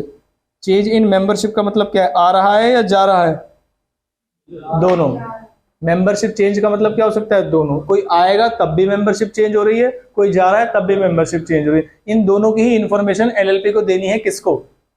रजिस्ट्रार को। पॉइंट आया समझ? कितने दिन के अंदर? 30 दिन के अंदर। कहां से स्टार्ट होंगे 30 दिन? जब से चेंज हुआ है। मतलब आया है तो जब से आया है, और जा रहा है तो जब से गया है। इसे बोलते हैं डेट ऑफ इनकमिंग और डेट ऑफ सीजेशन। सीजेशन का मतलब समझ आता है? जब वो जा रहा है। फिर से मेरा फेवरेट पार्ट आ गया एलएलपी का, कि जो भी तुम नोटिस दोगे उसमें फॉर्म कौन सा होगा? जरा जल्दी से बताओ। फॉर्म का नाम याद रहेगा आपको? कौन सा फॉर्म होगा? Such form. और कौन सी फीस रहेगी? सच फीस। पॉइंट आया सर? तो इसमें कहीं दिक्कत ही नहीं आएगी आपको। आप आरओसी के पास जा रहे हैं तो किस फॉर्म और किस फीस में जाएंगे उन्होंने कुछ नहीं बताया। हाँ, अगले रजिस्ट्रेशन और नेम के टाइम पे बताया। ई फॉर्म 1, ई फॉर्म 2 और ई फॉर्म पढ़ा था। कोई ऐसा बच्चा है जो कल नहीं देख के आया? ऐसे ही बताना ईमानदारी से। नहीं, एलएलपी का जो लेक्चर मैंने भेजा था, कि आप सभी लोग देख के आए? 2 बार देखा है, बहुत बढ़िया। देखा है ईमानदारी से, है ना? जितने ईमानदारी से बोलोगे मुझे उतना डाउट जाएगा। जितना कन्विंसिंग तरीके से बोलता है ना इंसान, पता नहीं मुझे। देखा है, बहुत बढ़िया। देख लिया 2 बार, वेरी गुड। 1 बार, 2 बार, 3 बार देखा, बहुत बढ़िया। कोई जब तक समझ में ना आए तब तक देखते रहिए। पॉइंट आया समझ में? आपको पक्का समझ में आ जाएगा। क्योंकि एक समय ऐसा था जब बच्चे उसी से पढ़ के पास हुए, नंबर लाए। कोरोना का समय ऐसा था जब बच्चे उन्हीं लेक्चर से पढ़े हुए पास हुए, और वही कम्युनिकेशन का। आज तो मैं देख रहा हूँ कौन झूठ बोल रहा है कौन सच। उस टाइम पे नहीं था पॉसिबल। समझ में आया? तो ऐसी कोई चीज नहीं है जो आपको समझ में नहीं आएगी। आप ये देखिए कि आसपास कोई एक्टिविटी तो नहीं हो रही, आप शांति से, हाँ, तो कोई शांति से आसपास देख पा रहे हो, नहीं देख पा रहे। पॉइंट आया समझ? कोई भी चीज भेजे वाला आपको समझ के ही आने, मुझे नहीं पता कैसे। डाउट आ रहा है तो पूछो। पॉइंट आया समझ? ठीक। अनलिमिटेड लायबिलिटी कैसे हो जाएगी, पढ़िए। In case of fraud in the event of any act carried out by LLP और any of its partner with the intent to defraud creditors of the LLP or any other person, the liability of LLP and partners who acted in an intent for the fraudulent purpose shall be unlimited। मतलब थोड़ा सा घटिया तरीके से लिखा हुआ, मैं लिख के दूंगा आपको प्रोविजंस कैसे लिखने पॉइंट है, लेकिन क्या हमें मतलब पता है इसका? अगर इंटेंशनली अनइंटेंशनली, बस टर्म क्या है, फ्रॉड, ये मिसकंडक्ट किया है आपने, तो आपकी लायबिलिटी कैसी हो जाएगी, अनलिमिटेड, बात खत्म। अदरवाइज आपकी लायबिलिटी कैसी रहती है, लिमिटेड, बस। कंपनी के केस में नहीं होता सब कितने फ्रॉड नहीं होगी, हाँ जी। मेंबर्स की लायबिलिटी अनलिमिटेड इसलिए नहीं होती क्योंकि जो मेंबर्स होते हैं वो कंपनी चलाते नहीं है। कौन चलाते हैं? Directors, officers, company secretary. हाँ जी, डायरेक्टर को सैलरी मिली, डायरेक्टर को फीस मिल रही है, इसलिए तो डायरेक्टर अनलिमिटेड लायबिलिटी कर देंगे हम। कंपनी को चलाने के लिए रिस्पॉन्सिबल कौन? डायरेक्टर्स। तो कोई भी व्यक्ति जो कंपनी के चलाने के कनेक्शन में किसी भी तरीके से रिस्पॉन्सिबल है, अगर वो कोई भी इंटेंशनल फ्रॉड करता है तो उसकी भी लायबिलिटी अनलिमिटेड की जा सकती है। पॉइंट आया समझ? इनकॉर्पोरेशन के टाइम पे पढ़ा है चैप्टर में, लायबिलिटी, प्रोमोटर की लायबिलिटी कैसे कर देंगे, अनलिमिटेड। फिर आता है एक विसल ब्लोइंग का कंसेप्ट। विसल ब्लोइंग को बोलते हैं, मान लीजिए हिंदी बताऊं तो विसल ब्लोइंग को बोलते हैं चुगली।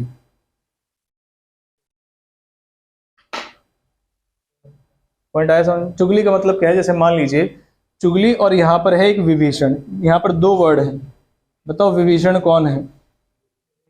विभीषण कौन था? रावण का भाई। उसके बारे में क्वालिटी बताइए। हाँ जी, गलत था वो, बताओ कौन था? अरे देखी रामायण, नहीं देखी? देखिए क्या किया था उसने, लंका जलाई थी, नहीं जलाई थी? हाँ, अरे नालायक कह रहा, हाँ लंका जलाई थी, विभीषण ने लंका जलाई थी। हाँ जी, राम जी के साथ चुगली कर ली थी। करण की चुगली की थी, करण भाई महाभारत में था, क्या हो गया? अच्छा कुंभ, अरे शॉर्ट फॉर्म है, मौसी का लड़का तुम्हारी, नालायक। हाँ? अच्छा अपने नाम से जोड़ रहे हैं। कुंभकर्ण की भी चुगली? नहीं, चुगली तो सभी की थी उसने। अच्छा सुनो जरा ध्यान से, क्या विभीषण को कोई भी लायबल ठहराया जाना चाहिए लॉ के हिसाब से? अगर लॉ बनाया जा रहा है तो क्या उनको लायबल ठहराया जाना चाहिए? Answer is no, नालायको।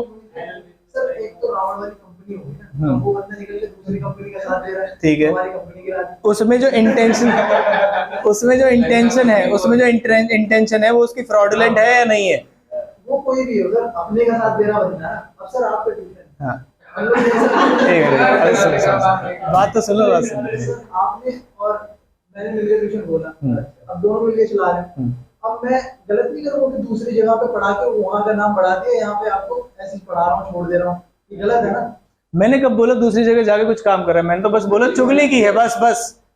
रामायण में तो वो कम से कम लंका छोड़ के तो आया था, तो इसे चुगली थोड़ी बोलते, वो तो ओपनली आया था। चुगली का मतलब क्या है? लंका में रह के, लंका का खा के, और तुम चुगली कर रहे हो। चुगली वर्ड का मतलब ही समझ में नहीं आया। मान ली तुमने कहा अपने पेरेंट्स से कि मैंने हमेशा के लिए तुम्हारा घर छोड़ दिया, मैं पड़ोसी के साथ रहूंगा। पॉइंट आया समझ में? तो क्या तुम चुगली कर रहे हो उसकी? नहीं। चुगली का मतलब क्या है? कि घर में भी रह रहे हो, खा भी रहे हो, लेकिन चुगली कर रहे हो। यहाँ की बात, पहले तो चुगली वर्ड की डेफिनेशन समझो, ना लाएगा बिना डेफिनेशन के पढ़ते हो ना, तभी ऐसी होता है।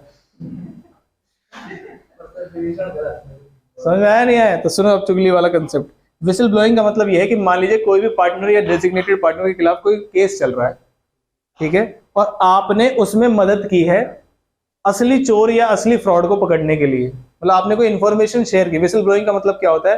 कंपनीज एक्ट में से नेगेटिव टर्म बोलते हैं। विसल ब्लोइंग का मतलब अंदर की जो बात है उसे बाहर करना। जैसे मान लीजिए शेयर इशू होने वाले, पहले ही बता दिया शेयर इशू होने वाले, या पर्सन आना जा रहा है तो उसकी कंपनी का प्राइस बढ़ेगा, तो पहले ही बता दिया उसने। इनसाइडर ट्रेडिंग सुना है आपने? इनसाइडर ट्रेडिंग, ऐसी ही विसल ब्लोइंग होगी, अंदर की बात बाहर करना। लेकिन यहाँ पर जो आप अंदर की बात बाहर कर रहे हैं, उससे कानून को निर्णय लेने में आसानी हो रही है। जिसने फ्रॉड किया है उसे पकड़ने में आसानी हो रही है। तो क्या आपके ऊपर कोई फ्रॉडुलेंट का केस लगाना जाना चाहिए? Answer is no. लेकिन क्या इसमें रिस्क भी है? जैसे मान लीजिए कंपनी के अंदर 4 पार्टनर ने, एक ने फ्रॉड किया था और मैंने पकड़वा दिया उसको, मैं एलएलपी का एम्प्लॉय हूं। सुनो जरा ध्यान से, तो क्या बाद में मुझ पे एक्शन हो सकता है? नहीं हो सकता। एलएलपी से मुझे निकाला जा सकता है? नहीं निकाला जा सकता। निकाला जा, भाई अभी तो तुमने कहा बहुत बढ़िया, तुमने तो शाबाशी है, ये है वो है। इस स्कूल में मान लीजिए इंस्पेक्शन चल रहा था, एक बच्चे ने बता दिया जो मैथ्स की टीचर है, आज तक बोर्ड पे कोई क्वेश्चन ही नहीं कर रहा, बैठे बैठे सब कुछ बताती रहती है, उस समय तो बहुत शाबाशी मिलेगी, वाह आपने सच्चाई बोल दी, लेकिन क्या बाद में और भी कुछ हो सकता है आपके साथ? Answer is yes. पॉइंट आया समझ में? जैसे जो कई बार ऐसा हो चुका है, छोटे बच्चों के साथ ऐसा सच में हो चुका है, जो इन्विजिलेटर होते हैं ना, जो इंस्पेक्शन पे आते हैं, छोटे बच्चों को पकड़ते हैं, बेटा आप बता सकते हो, कोई दिक्कत नहीं है, हम बोल देंगे मैडम से, मैडम कुछ नहीं बोलेगी, बच्चे बता देते हैं। बड़ों को तो पता होता है ना उनके साथ लायबिलिटी हो सकती है, बच्चों से पूछा बच्चे तुरंत बता देंगे कि मैडम करते क्या है, क्लास में पढ़ाते या नहीं पढ़ाते। पॉइंट आया समझ में? तो यहाँ पर भी यही देखा गया, पहले तो ये बोल रहे हैं कि भाई साहब आप बताओगे तो बहुत अच्छा लगेगा हमें, और अगर आप बताओगे तो क्या आपका बचाव करना पड़ेगा? आंसर इज यस, तो आपको प्रोटेक्ट भी करेंगे। पॉइंट आया समझ? तो दो प्रोविजन बनाए उन्होंने, पहला एक पेंडिंग केस और सूट चल रहा है उसमें आपने मदद की, दूसरा आपने किसी भी तरीके से मदद की, दोनों ही तरीके में कानून की मदद को मदद बोलेंगे, और हम एक ऐसा प्रोविजन बना देंगे कि जिसने भी मदद की आप उसे निकाल नहीं सकते। तो विसल ब्लोइंग का कंसेप्ट समझ में? यहाँ पर विसल ब्लोइंग की मीनिंग समझाई जा रही है, या यहाँ पर मतलब क्या है ये समझाया जा रहा है? मतलब मदद के लिए बताया जा रहा है कि विसल ब्लोइंग, कहीं मीनिंग लिखी विसल ब्लोइंग का मतलब क्या है, बस यहाँ पर ये बताया जा रहा है कि अगर आप मदद करेंगे, हेल्प करेंगे एलएलपी एक्ट के अंदर किसी भी व्यक्ति को फ्रॉड या इससे उसको पकड़वाने के लिए, पॉइंट आया समझ में? तो हम आपकी बहुत शाबाशी करेंगे और आपको निकलने नहीं देंगे, बस बात खत्म। ये कंसेप्ट है विसल ब्लोइंग। ठीक है, तो पढ़िए। द कोर्ट और ट्रिब्यूनल में reduce or waive any penalty leviable against any partner or employee of the LLP if it is satisfied that, जैसे कि ध्यान से समझना, हम सब LLP के पार्टनर्स हैं, मैंने और हर्ष ने मिलकर चोरी की है इस LLP के, मतलब फ्रॉड किया है, ये सिर्फ किसको पता है? मुझे और हर्ष को। पुलिस ने हर्ष को पकड़ लिया और इससे कह रहे हैं कि भाई साहब जरा बता दो फटाफट से और कौन कौन शामिल है, ऐसा सुना है ना हमने, सरकारी गवाह बन जाइए, आपकी जो लायबिलिटी है वो रिड्यूस करवा देंगे, ऐसा कुछ है। तो ये कह रहा ठीक है मैं सब बता दूंगा उनके बारे में, कौन है, क्या किया था, मुझे छोड़ देना बस। तो अगर मान लीजिए मेरे बारे में पूरी इन्फॉर्मेशन दे देता है कि मैंने किस किस तरीके से टैक्टिक्स को अपना के फ्रॉड किया है, और सारी इन्फॉर्मेशन डिस्क्लोज करा देता है और मुझे पकड़वाने में हेल्प कर देता है कानून की, तो क्या इसकी लायबिलिटी रिड्यूस की जा सकती है? आंसर इज यस, यही लिखा हुआ है। तो जो कोर्ट है, द कोर्ट और ट्रिब्यूनल में वर्ड का मतलब समझ रहे हो? इसका मतलब कानून तुम्हें फंसा भी सकता है। जैसे किसी ने वो मूवी देखी है, पता नहीं कौन सी है, जिसमें कोई डॉन वॉन है, उसे पकड़ते हैं और उससे कहते हैं कि तुम इन्फॉर्मेशन दे दो, फिर तुम उसके खिलाफ कुछ नहीं बोलेंगे, और इन्फॉर्मेशन भी ले ली, हाँ, उसे भी पकड़ लेते हैं। ऐसे पता नहीं कितनी सारी, कि बता दो बस तुम्हें छोड़ देंगे, तो लेकिन क्या छोड़ते हैं? नहीं। इसलिए कानून वर्ड यूज करता है क्या?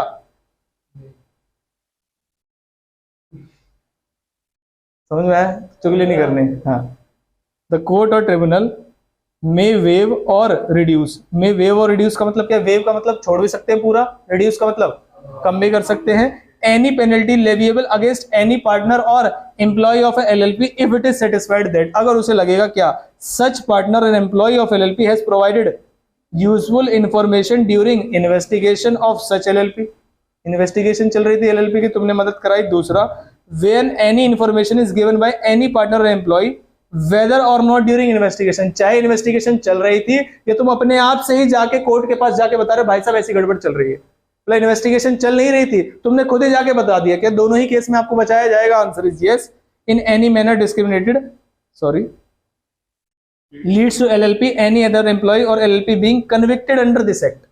तो पहले तो इन्वेस्टिगेशन चल रही थी तो तुमने मदद की, या फिर जब इन्वेस्टिगेशन चल रही थी या नहीं चल रही थी तुमने जाके कोई इन्फॉर्मेशन दी जिससे लोग पकड़े गए और कन्विक्टेड साबित हुए, मतलब इसने झूठा आरोप लगा दिया आपने। पॉइंट आया समझ में? तो आपकी जो लायबिलिटी है और जो ट्रिब्यूनल जो है ये रिड्यूस कर सकते हैं। पॉइंट आया समझ में? अब क्या करना पड़ेगा मुझे? उसका प्रोटेक्शन देनी पड़ेगी उसको, कहीं उसे कोई निकाल ना दे। तो नो पार्टनर और employee of any LLP may be discharged, demoted, suspended, threatened, harassed or any other manner discriminated against the terms and conditions।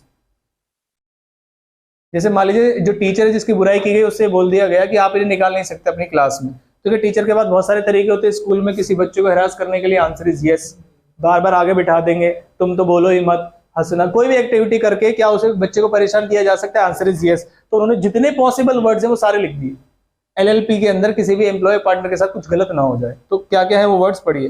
पहली चीज डिस्चार्ज, दूसरी डिमोटेड। डिमोटेड का मतलब एक प्रमोशन होता है, एक डिमोशन होता है, तो तुम डिमोशन भी नहीं करोगे, ये नहीं कि निकाल नहीं सकते लेकिन हमने उसे चपरासी बना दिया, तो डिमोशन भी नहीं कर सकते आप। उसके बाद सस्पेंडेड, निकाल नहीं सकते। थ्रेटेंड का मतलब डरा भी नहीं सकते, जैसे हमारे क्लास में घुसा और वो बच्चे को घूर रहा है बार बार, हर डेली आता है उसको घूरता है, सब गुड मॉर्निंग कर रहे हैं वो उसको घूर रहा है।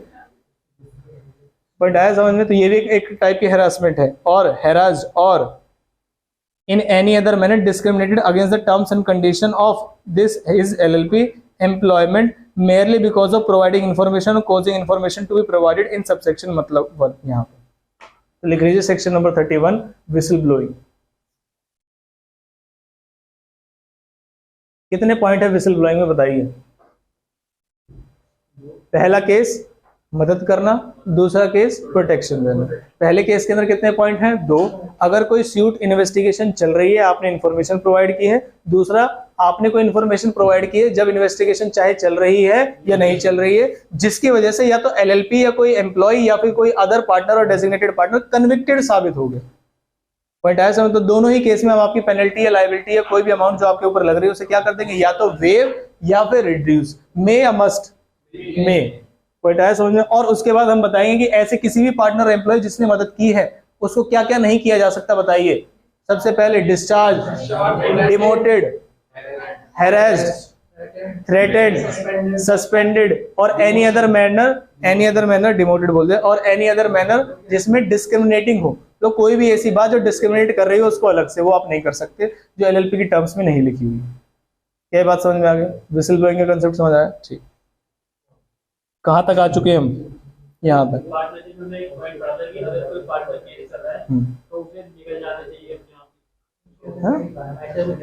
कहाँ पढ़ रहे थे? उसे खुद ही निकल जाना चाहिए। कौन सा पॉइंट है बताओ जरा।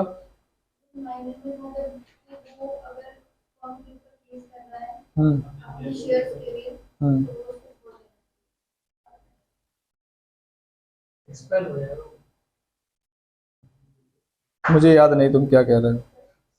कोई नहीं अभी तुम बताओ। पहले पर्पस में आइए कि क्यों लाया गया विसल ब्लोइंग का concept. For the purpose of, for reducing और वेविंग, क्या चीज? हाँ, एनी क्या चीज? पेनल्टी और लायबिलिटी। एनी पेनल्टी ऑन किसके ऊपर? या तो एम्प्लॉय या फिर पार्टनर, और पार्टनर इंक्लूड्स डेजिग्नेटेड पार्टनर। जैसे ना राम और श्याम, राम चला गया, 6 महीने का टाइम है, श्याम चला रहा, इसी के बीच में ऐसा कुछ काम हो गया। कैसा कुछ? जैसे ये हो रहा है विसल ब्लोइंग वाला, उसने कुछ गलत कर रहा था, उसे 6 महीने के बीच में हो गया, उसे 3 महीने के अंदर ही पता चल गया और किसी बंदे ने जाके बता दिया, एम्प्लॉय ने जाके बता दिया। अब उसे हटा दिया। किसे? राम को हटा दिया। राम ही चला रहा था, राम को हटा दिया। राम को शुरू कर लेगी ना। हाँ, तो LLP बंद करवा देंगे। LLP तो बंद करनी पड़ेगी ना। 6 महीने का टाइम था, रिड्यूस हो गए मेंबर। अब तुम कह रहे हो दूसरा, तो अपॉइंट कौन करेगा ये तो बताओ। अरे 2 पार्टनर खत्म हो गए, तुम कह रहे अपॉइंट कौन करेगा? सुनो जरा ध्यान से। एक गाड़ी जा रही थी, आगे 2 ड्राइवर बैठे थे, तो ये बोला गया अगर इमरजेंसी केस में ड्राइवर गड़बड़ कर दे तो दूसरा व्यक्ति, ऐसे एरोप्लेन में होता है। एरोप्लेन में ऐसा होता है ना कि 2 पायलट्स होते हैं कि अगर ये इसके पास से कंट्रोल हट जाए, कुछ दिक्कत हो जाए तो दूसरा चलाएगा। ये कह रहा दोनों कूद गए। प्रोविजन बताओ। हाँ, नहीं, भगवान का नाम लो कि हे भगवान इस प्लेन को सही लैंड करा दो अपने आप। लैंड वाली बात सुनी नहीं क्या तुमने? हाँ, क्रैश ही होगा बस। वो क्या कर सकते हैं? ऐसे में फिर LLP को ही कन्वर्ट करना, बंद करना सही रहता है फॉर द जनरल इंटरेस्ट की। एसेट्स को सेल ऑफ कर दीजिए, लायबिलिटीज को पे ऑफ कर दीजिए और बंद कराइए इस LLP। पॉइंट आया समझ? तो पहला पॉइंट था फॉर रिड्यूसिंग, वेविंग और पेनल्टी। अब ये किसमें था? इसमें कितने पॉइंट्स थे? 2। पहला पॉइंट क्या कहता था? फॉर प्रोवाइडिंग, क्या? For providing information. कौन से समय पे? During investigation. तो पहले पॉइंट में और दूसरे पॉइंट में डिफरेंस क्या था ये बताइए।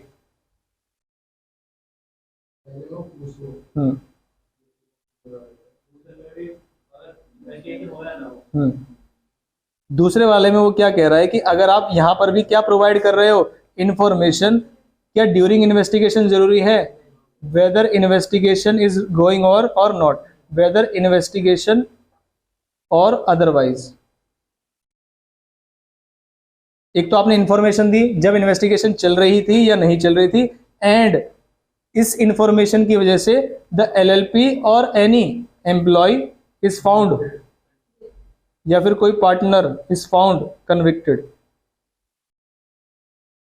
मतलब सजा हुई है उसको। क्या ये बात समझ में आई? तो ये 2 पॉइंट थे, इससे होगा क्या? अब ये तीसरा पॉइंट है, बताइए जल्दी से क्या होगा इससे। क्या देनी पड़ेगी अब उसको? प्रोटेक्शन देनी पड़ेगी। अब प्रोटेक्शन के कीवर्ड्स अब आप बताएंगे। पार्टनर इज फाउंड, जब गिल्टी होगा तभी कन्विक्ट कर देंगे बस उसको, ये लिखा हुआ है, ठीक है। प्रोटेक्शन बताइए, प्रोटेक्शन किस चीज को देंगे? सच पर्सन, सच पर्सन का मतलब एम्प्लॉय भी हो सकता है वो, और पार्टनर भी हो सकता है जिसने इंफॉर्मेशन प्रोवाइड की है। हु प्रोवाइडेड द इंफॉर्मेशन, जो कि ऊपर इंफॉर्मेशन की हमने बात की है। Who provided the information. बताइए क्या क्या क्या ना होने थे उसके साथ? शैल बी या shall not be? Shall not be. क्या क्या? डिस्चार्ज, डिस्चार्ज, डिमोटेड और सस्पेंडेड। हैरास पहले आएगा, थ्रेटेंड पहले आएगा? थ्रेटेंड। हालांकि आप कैसे भी लिख सकते हैं, और सस्पेंडेड की स्पेलिंग मैंने गलत लिखी, नाला कोई नहीं बोल रहा। उसके बाद थ्रेटेंड, हाँ वेरी गुड, थ्रेटेंड और हैरास्ड और एनी अदर मैनर, जो कि क्या है? एनी अदर मैनर, जो कि क्या है? डिस्क्रिमिनेटिंग है। Very good. हाँ, सारे एग्जाम्पल में नालायक को किसी में ट्यूशन बिकवा देते हो तुम हैं, तब क्या चेले हो जाते हैं हम आपके? पहले समझ में आ गया? ये क्या पढ़ रहे थे बताना जरा, टॉपिक क्या था ये? Whistle blowing topic. सेक्शन कौन सा था? 31। ठीक ठीक। फिर आया पॉइंट किसका? Conversion into LLP. तो देखो कन्वर्जन इनटू एलएलपी में मैं यही बना देता हूं। पहली चीज, आप फर्म को, फर्म का मतलब कौन सी फर्म? एक पार्टनरशिप फर्म को चाहे तो आप कन्वर्ट करा सकते हैं। पार्टनरशिप फर्म कन्वर्ट हो सकती है किस में? एलएलपी में। फिर दूसरा, एक प्राइवेट कंपनी भी एलएलपी में कन्वर्ट हो सकती है। फिर उसके बाद एक अनलिस्टेड पब्लिक कंपनी भी। तो बताओ कौन रह गया? लिस्टेड पब्लिक कंपनी को आप कन्वर्ट नहीं करा सकते। इसका मतलब इन सभी को आप कन्वर्ट करा सकते हैं और क्या बना सकते हैं? एलएलपी। लेकिन इसमें एक एक्सेप्शन है। एक्सेप्शन पता चल गई? एक्सेप्ट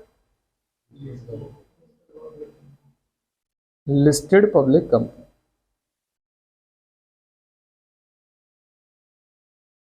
क्या याद रहेगा आपको? पक्का? जब बहुत सारे लोगों का पैसा वेस्ट होता है ना लिस्टेड पब्लिक कंपनी का, तो पूरे पब्लिक का पैसा लगा हुआ है, तो आप उसको एलएलपी में कन्वर्ट करा के बड़ी दिक्कत कर दोगे। बहुत कम प्रोविजन, बहुत कम पेनल्टीज, बहुत कम चीजें लगती हैं इसके ऊपर। कंपनी में अगर कोई फ्रॉड करता है तो ज्यादा पेनल्टी लगती है उस पर, ठीक है। यहाँ तो 2025 है, वहां तो 4 times fraud, 2 times of the amount involve in fraud, और पता नहीं क्या क्या कर देते हैं वहां पर, ठीक है। तो ये है कन्वर्जन, सब होता है भाई साहब, बड़े लोगों का कुछ नहीं होता। बस conversion from firm to LLP, firm का मतलब पार्टनरशिप फर्म। दूसरा conversion from private company into LLP, conversion from unlisted public company into LLP. बस खत्म। कितने पॉइंट्स हैं? 3। ये आपसे एमसीक्यू में ट्रू फॉल्स में पूछा जा सकता है, और जहां पर क्या लिखा होगा कि अगर कोई लिस्टेड पब्लिक कंपनी है तो क्या उसका कन्वर्जन करा सकते हैं into LLP? Answer is no. तो ये भी एमसीक्यू के लिए बहुत बेस्ट क्वेश्चन है, क्योंकि 4 ही पॉइंट्स है इसमें। या तो पूछेगा कौन कौन से हैं, 3 लिख देगा और लास्ट में लिखेगा ऑल ऑफ द अबव, या फिर कौन सा नहीं है, नॉट लिख देगा और लास्ट में लिख देगा लिस्टेड पब्लिक कंपनी। क्या बात को हमें समझ में आ गई? आपके में नहीं आएगा, एमसीक्यू के केस में बताया, आपके में ट्रू फॉल्स आ सकता है। हालांकि आपके में भी नहीं आएगा, सिर्फ 5 नंबर क्वेश्चन आएगा आपके केस में। सेकंड का बी पार्ट पता है आपको? पता है नहीं पता है? सीए वालों के पेपर में सेकंड का बी पार्ट आएगा 5 नंबर का, बात खत्म। कोई पेपर उठा के देख लेना, ना 4 का आएगा, ना 3 का आएगा, ना 2 का आएगा। अरे नालायक, तुम्हें बताया नहीं है क्या मैंने? जब लॉ पढ़ रहे थे तब बताया था, नहीं बताया था? रुक जाओ,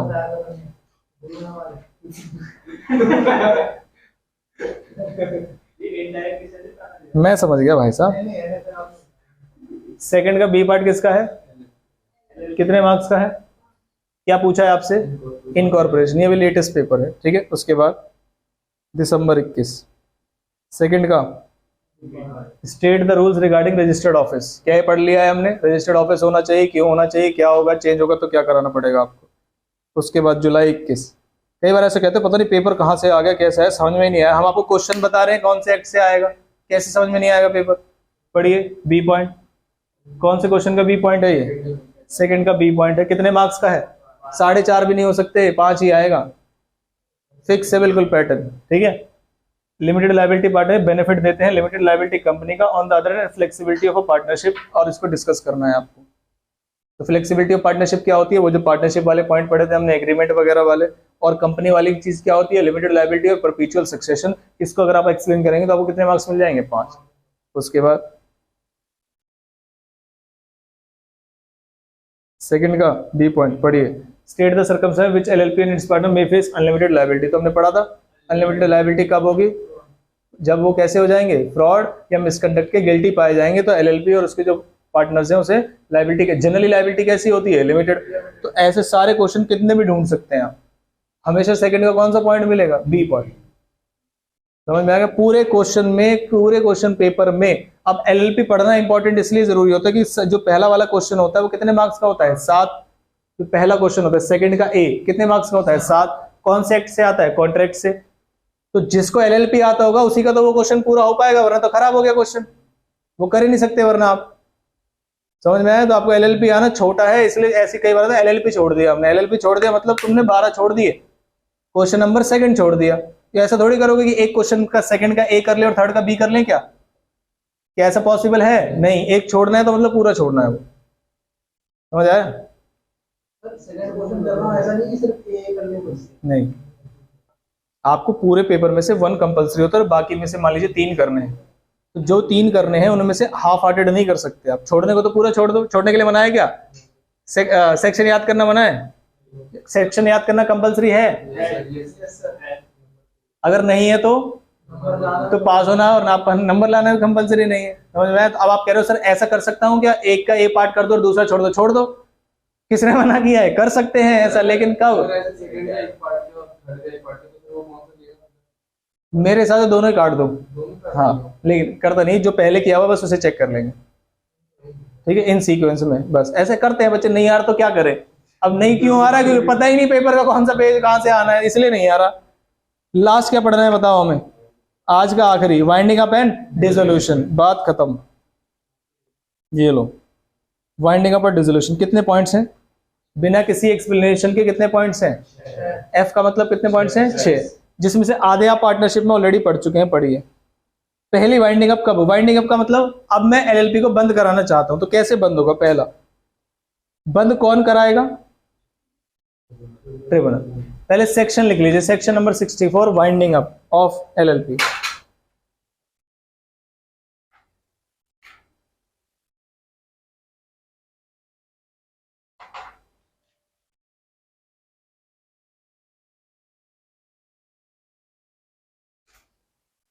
पहला पॉइंट पढ़ के समझाइए क्या लिखा, if the LLP decides that LLP would be bound up by tribunal, मतलब आप चाहते हैं कि आप ही का जीवन नष्ट हो जाए, तो क्या हो सकता है, यस कर लो। किससे कह रहे हैं हम ये, अरे नालायक, एलएलपी से कह रहा अपने आप से। तो एलएलपी चाहे तो खुद by application to the tribunal, या एप्लीकेशन टू द किसको, एलएलपी। एप्लीकेशन चाहे तो एप्लीकेशन एलएलपी को देके बंद करा सकती है अपने आप को, किसको, ट्रिब्यूनल। वर्ड याद रखना है, किसको, ट्रिब्यूनल। यहाँ आरओसी नहीं है, हाँ जी, ट्रिब्यूनल का मतलब एक बोर्ड होता है जो बंद कराता है, उसका काम ही यही है।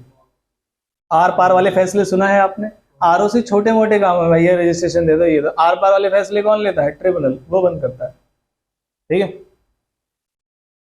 सेकंड पॉइंट पढ़ के कोई मुझे समझा दो जरा फटाफट से, कौन समझा सकता है।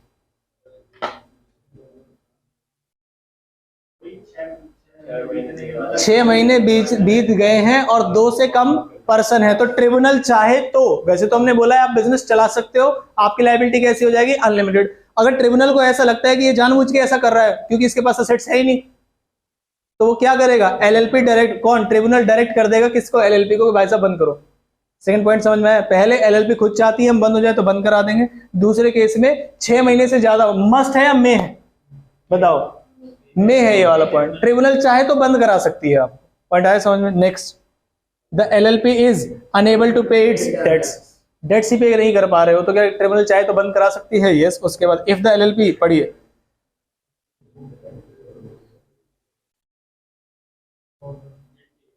ये छोटा मोटा पॉइंट है, बहुत बड़ा पॉइंट है, गोली मार दी जाएगी यहाँ पर। तो तुम जो काम कर रहे हो वो इंडिया के सॉवरेनिटी और इस चीज के इंटीग्रिटी के खिलाफ। जैसे कि मान लीजिए कोरोना का टाइम चल रहा था, हमने बोला था कि चाइना से कोई इंपोर्ट, कोरोना का टाइम भी छोड़ो, उन्होंने कहा चाइना से कोई भी सामान इंपोर्ट नहीं करेगा। तुम एक LLP हो, तुम चोरी छुपे चाइना से सामान इंपोर्ट कर रहे हो, तो क्या तो तुम्हारा जो काम है वो इंडिया के इंटरेस्ट और सॉवरेनिटी और इंटीग्रिटी के अगेंस्ट है? Answer is yes. कि चाइना से कोई सामान इंपोर्ट कर रहे हो मतलब आप इन्फॉर्मेशन लीक कर रहे हो कि मैं यहाँ आ जाऊंगा, इतने बजे आऊंगा, ऐसे आपके बेस पे कुछ भी काम कर सकते हैं, आपको क्या पता? पॉइंट आया समझ? तो जो भी आपका एक्ट है वो इंडिया की सॉवरेनिटी और इंटीग्रिटी के खिलाफ है, तो आपकी LLP को बंद करा दिया जाए। ये किसी भी केस में अप्लाई होता है, चाहे वो पार्टनरशिप है चाहे वो कंपनी, ठीक है। उसके बाद E point, if the LLP has made a default in filing with registrar, कौन सी चीज? Statement of account and solvency और annual return for 5 consecutive period. Return file करनी होती है, पार्टनरशिप को रिटर्न फाइल नहीं करनी होती, लेकिन क्या LLP को रिटर्न फाइल करनी होती है? यस। रिटर्न फाइल करने में देरी हो सकती है क्या? Answer is yes. Return file करने में देरी होगी तो कंपनी बंद कर दे? नहीं। लेकिन उन्होंने कहा अगर तुमने लगातार 5 साल की रिटर्न फाइल नहीं की है, कितनी? 5 साल की, तो तुम्हें बंद कराया जा सकता है। क्या ये बात समझ में आ गई? ठीक है। उसके बाद लास्ट, हाँ जी, फिर ठीक है, फिर कोई दिक्कत नहीं। हाँ, if the tribunal is of the opinion that it is just an equitable, उन्होंने कहा अब हम थक गए हैं, ऐसा है, ट्रिब्यूनल कब कब बंद करेगी? तो हमने लास्ट पॉइंट बना दिया, बताओ। अगर ट्रिब्यूनल को ऐसा लगता है, ऊपर जो हमने पॉइंट बने इसके अलावा भी कोई ऐसा पॉइंट है, जैसे मान ली deadlock in management, designated partners not in talking terms, उसे ऐसा लगता है, मतलब कोई भी क्या कारण हो सकता है, वो ट्रिब्यूनल को ठीक लगे बंद करा सकते हैं। तो ऊपर हमें पढ़ने कितने पॉइंट्स है? फिर 6। कितने पॉइंट्स? 5 या 6? 5 पढ़ने हैं। लास्ट वाला क्या है? If tribunal is of the opinion and is on just and equitable ground. पहला पॉइंट क्या था? पहला पॉइंट LLP अपने आप से by application to the tribunal चाहे तो बंद करा सकती है। दूसरा पॉइंट पार्टनर 6 से नीचे हो जाए। तीसरा पॉइंट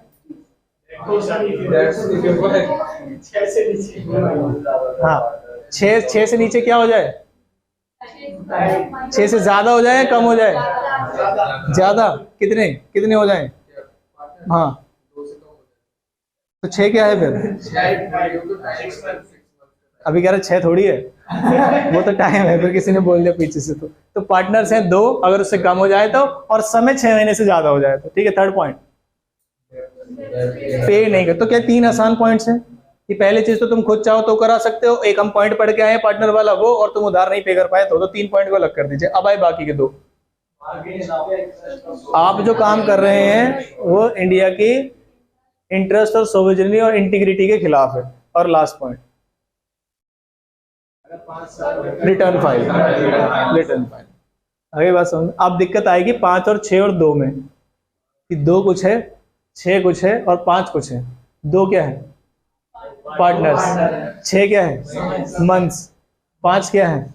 साल। कौन से साल? रिटर्न फाइल के, लगातार या फिर कभी भी। कंसेक्यूटिव का मतलब क्या होता है? लगातार। अब मैं पॉइंट लिखूंगा, आप मुझे बताएंगे, और इस चैप्टर को हम खत्म करते हैं। यहाँ कितने पॉइंट्स लिखूं बताओ? 6 या 5?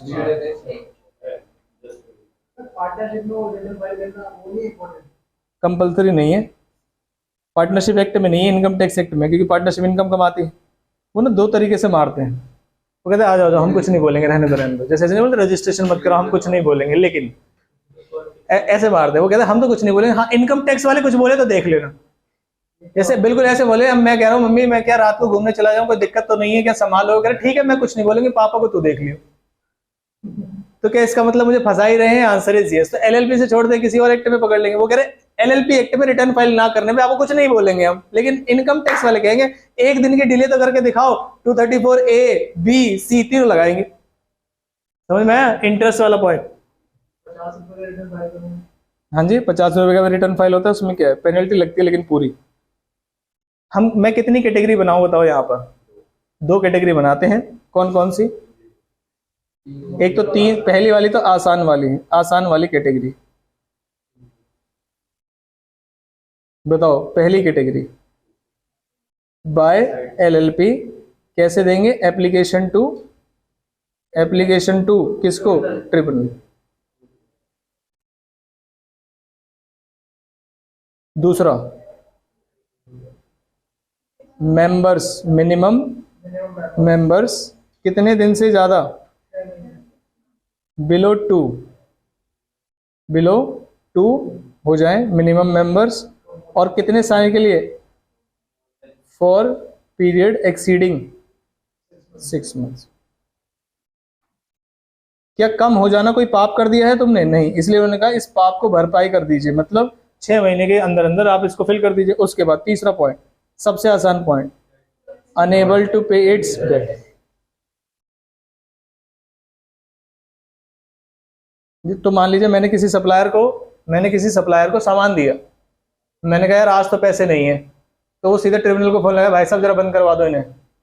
क्या ऐसा पॉसिबल है? नहीं, इसलिए ना कोई टाइम पीरियड सेट नहीं किया उन्होंने, कितने टाइम की डेट्स, तो वो ट्रिब्यूनल देख लेगा, बस बता देगा कि अगर आप अपना उधार नहीं पे कर पाओगे तो आपको बंद भी करवा सकते हैं।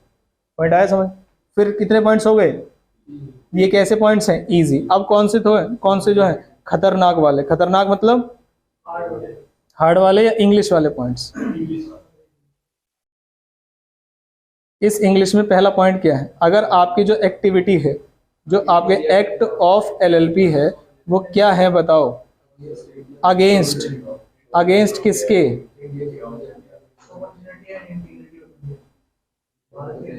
Very good. सोवर्जिनिटी और इंटीग्रिटी किसकी? इंडिया की। उसके बाद डिफॉल्ट इन फाइलिंग रिटर्न। आप रिटर्न फाइल करने में डिफॉल्ट कर रहे हो, कितने समय के लिए? फॉर अ पीरियड कितने? 5 कंसेक्यूटिव ईयर्स।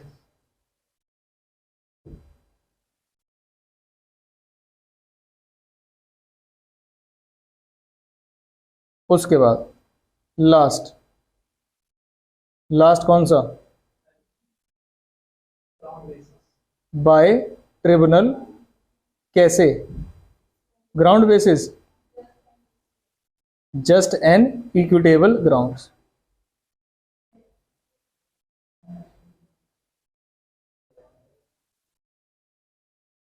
क्या हमने कोई वर्ड मिस किया है इसमें?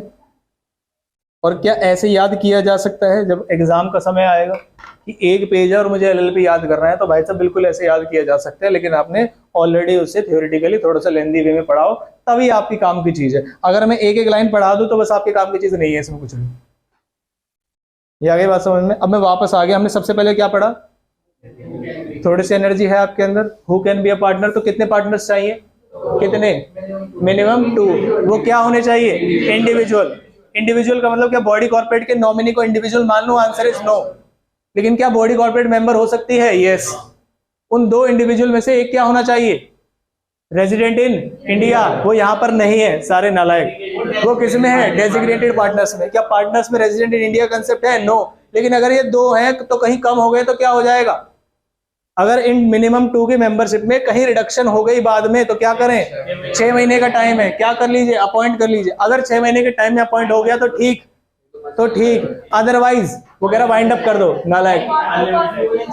अगर ट्रिब्यूनल चाहे तो वाइंड अप भी करा सकता है, लेकिन ये वाला पॉइंट यहाँ नहीं बताया हमने, वाइंडिंग अप में बताया। यहाँ बस क्या बताया कि अगर आप कंटिन्यू करते हो तो आपकी लायबिलिटी अनलिमिटेड हो जाएगी। फॉर कौन से पीरियड के लिए? जब तक क्या ना हो जाए? 6 महीने एक्सपायर ना हो जाए? नहीं, जब तक नया पार्टनर ना आ जाए। पॉइंट है सर? तब तक के लिए आपकी लायबिलिटी कैसी हो जाएगी? Designated partner. Every LLP shall have at least 2 designated partners. क्या इसमें बॉडी कॉर्पोरेट भी हो सकती है या इंडिविजुअल ही होना पड़ेगा? बॉडी कॉर्पोरेट थ्रू नॉमिनी भी डेजिग्नेटेड पार्टनर बन सकती है, लेकिन दोनों में से क्या होना चाहिए? Resident in India. And for the purpose of resident in India, इसका मतलब क्या है? कैसे होगा? Not less than 182 days he has been in India during immediately preceding year। immediately का मतलब समझते हो? जस्ट पहले वाला। पिछले साल तो कोई भी साल हो सकता है, जस्ट पिछला साल। पॉइंट आया समझ में? ये डेजिग्नेटेड पार्टनर्स का कंसेप्ट था। उसके बाद क्वालिफिकेशन है, दो बॉडी कॉर्पोरेट वो बना सकते हैं? नहीं बना सकते आप, हालांकि इंडिविजुअली होने चाहिए, डेजिग्नेटेड पार्टनर भी लिखा हुआ है, बस बना सकते हैं। उसके बाद एडवांटेजेस, कितने एडवांटेजेस थे बताओ? 7 थे, याद है थोड़ा बहुत? उसमें से पार्टनरशिप वाले कितने थे? 4, कंपनी वाले कितने थे? 2, और एक कौन सा था? अदर वाला। ठीक है, सबसे पहला कौन सा था पार्टनरशिप वाला? एग्रीमेंट से चला सकते हो। दूसरा इजी टू फॉर्म, तीसरा इजी टू डिसॉल्व, चौथा लेस लीगल फॉर्मेलिटीज। 4 खत्म हो गए। फिर आइए कंपनी में, पहले जो है लिमिटेड लायबिलिटी, फिर जो हो सकता है perpetual succession, last flexibility. Capital structure का मतलब अमाउंट ऑफ डेट और इक्विटी कितना भी ले सकते हैं आप, आपको कोई दिक्कत वाली बात नहीं। क्या ये बात समझ में आ गई? फिर उसके बाद है नेक्स्ट पॉइंट में इनकॉर्पोरेशन। क्या ऑलरेडी आप पढ़ चुके हैं, इस पे मैं नहीं आया हूं उसमें। उसके बाद रजिस्टर्ड ऑफिस एंड चेंज, कितने पॉइंट्स हैं इसमें? 4। पहला क्यों? For all communication. दूसरा अगर क्या होगा, नोटिस दे दिया तो इसका मतलब binding on LLP and every partner and designated partner. तीसरा पॉइंट, चेंज कराना चाहो तो क्या करा सकते हो? यस। इस चेंज की इंफॉर्मेशन किस तक पहुंच जानी चाहिए? किस तक पहुंच जानी चाहिए पहले ये बताओ? रजिस्ट्रार तक। कितने दिन के अंदर? 30 दिन के अंदर। यहां लिखा नहीं है लेकिन हर कम्युनिकेशन कितने? 30 दिन के अंदर from such date of change. अब जब ये कम्युनिकेशन आप आरओसी को दे रहे होंगे तो कैसे? फॉर्म, मैनर और कंडीशन और फीस भी है। पॉइंट आया समझ? तो फॉर्म, मैनर, कंडीशन और फीस कितना, कौन सा? प्रेस्क्राइब्ड या सच, जो मर्जी। या तो एज में भी प्रेस्क्राइब्ड या सच वर्ड आप यूज कर सकते हैं, दोनों को एक साथ। सच फीस एज में भी प्रेस्क्राइब्ड, सच फॉर्म एज में भी प्रेस्क्राइब्ड। पॉइंट आया समझ? तो सच वर्ड का मतलब एज में भी प्रेस्क्राइब्ड से है यहाँ। पॉइंट आया समझ में? पक्का। Next, effect of registration. कितने इफेक्ट है रजिस्ट्रेशन के? 4 इफेक्ट है। पहला, जैसे रजिस्ट्रेशन होगा तुम दूसरे के ऊपर केस भी कर सकते हो और तुम्हारे ऊपर भी केस हो सकता है। ये पहला पॉइंट था, can sue and can be sue. दूसरा, प्रॉपर्टी, परचेज और सेल, मूवेबल, इमूवेबल, जो आपकी मर्जी। उसके बाद third point, it may have common seal. Fourth point, conduct business on behalf of LLP, यानी कि ट्रांजेक्शन कर सकते हो जिसमें 2 वर्ड थे, डू एंड सफर। एक्ट भी कर सकते हो, फिर उसके कंसिक्वेंसेस भी झेल सकते हो। उसके बाद क्या पॉइंट आया? Liability of partner. क्या होती है liability? In general liability of partners are limited. And उसके बाद in case of fraud, misconduct or any other intentional act, जो लायबिलिटी क्या हो जाएगी? अनलिमिटेड लायबिलिटी हो जाएगी। ये अपने वर्ड्स में आप लिख सकते हैं इसको। फिर उसके बाद नेक्स्ट, विसल ब्लोइंग में कितने पॉइंट्स? कैटेगरी 2 है। पहली कैटेगरी के अंदर कितने पॉइंट्स हैं? 2, और दूसरी कैटेगरी के अंदर 1। पहली कैटेगरी क्या है? क्यों लाया गया। पहली कैटेगरी क्या है? क्या होता है विसल ब्लोइंग, क्या काम करेगा। तो पर्पस क्या है इसका? फॉर रिड्यूसिंग और waiving the liability of any partner और एम्प्लॉय ऑफ एलएलपी। क्या करेंगे? If he provides any vital information during investigation. और दूसरा, whether investigation is going on और not, and he provide such information and any partner और employee is found convicted. Point आया समझ में? तो ये 2 पॉइंट थे इसके। और नेक्स्ट क्या करेंगे? उसे प्रोटेक्शन देंगे। प्रोटेक्शन में कितने वर्ड्स? नो सच पर्सन, जिसने इंफॉर्मेशन दी है, shall be, shall not be discharge, demoted, threatened, harassed, suspended, कुछ भी नहीं कर सकते, और any other manner discriminating. Point आया समझ में? ये किसका कंसेप्ट था? Whistle blowing. फिर आया कौन सा पॉइंट? कन्वर्जन। किसको कर सकते हैं, किसको नहीं कर सकते? सबसे पहला, फर्म को कन्वर्ट कर सकते हैं किसमें? एलएलपी में। दूसरा, प्राइवेट कंपनी को कर सकते हैं एलएलपी में। तीसरा, अनलिस्टेड पब्लिक कंपनी को कन्वर्ट कर सकते हैं एलएलपी में। इसका मतलब क्या है? लिस्टेड पब्लिक कंपनी को नहीं कर सकते। क्या बात समझ में? उसके बाद लास्ट पॉइंट, वाइंडिंग अप। कितने केस है वाइंडिंग अप के? 2। कितने ग्रुप्स में बांटे हैं? 2। पहला इजी, दूसरा इंग्लिश। इजी वाले में कौन सा है? मैं खुद चाहूं तो। दूसरा 6 मंथ्स वाला पॉइंट। तीसरा अनेबल टू पे डेट, सबसे आसान। फोर्थ पॉइंट, आपका जो एक्ट है, किसका एक्ट? एलएलपी के act is against sovereignty and integrity of India. Point आया समझ? नेक्स्ट पॉइंट, मुश्किल वाले, इंग्लिश वाले। सबसे पहला, फाइलिंग ऑफ रिटर्न। कितने साल के लिए? 5 साल के लिए। और उसके बाद next, just and equitable ground. क्या ये बात समझ में आ गई? ये पूरा एलएलपी खत्म हो गया। 1-2 पॉइंट और है, वो आपको क्वेश्चन आंसर की फॉर्म में मिल जाएगा, जो आपको याद करना है, जो हमने नहीं कवर किया है। तो आज आप नोट्स बना लेंगे, आपको नोट्स मिल जाएंगे। इस तरीके से भी एक पेज पे बना के जरूर रखें, जो आपको एग्जाम में हेल्प करेगा। 1.5 दिन में रिवाइज करना होगा, समझ गए? तो किसी भी एक्ट का आपके पास इस शॉर्ट में होना चाहिए। ठीक है, याद है अंदर का तो ये फायदेमंद है, अंदर का याद नहीं है तो फायदेमंद नहीं। एक पॉइंट पता नहीं कौन सा मैं भूल गया, क्या नहीं बोला, एक में 2000 और 25,000 का कोई कंसेप्ट था, आपने मुझे बताया भी नहीं। कॉन्ट्रावेंशन कहां पर, चेंज कौन सा, रजिस्टर्ड ऑफिस का जो भी हमने such form fees prescribe manner जो भी चेंज है, अगर आपने नहीं बताए हैं तो आपने मतलब एलएलपी या उनके जो पार्टनर्स हैं तो कितने लगेंगे, मिनिमम 2000 और मैक्सिमम 25,000।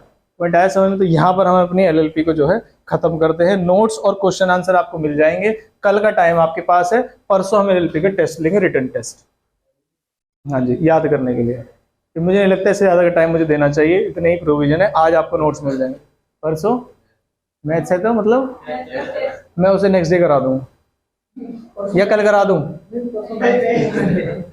ठीक है। टेस्ट लेने से ना रोकें, आपको पढ़ने में समझ में आ गया तो आपको याद करने में भी कोई दिक्कत नहीं होनी चाहिए, ठीक है। बस सर सब कुछ सही था, बस ये टेस्ट वाली बात ना बोलते जाते जाते तो मतलब मजा ही आ जाता नहीं।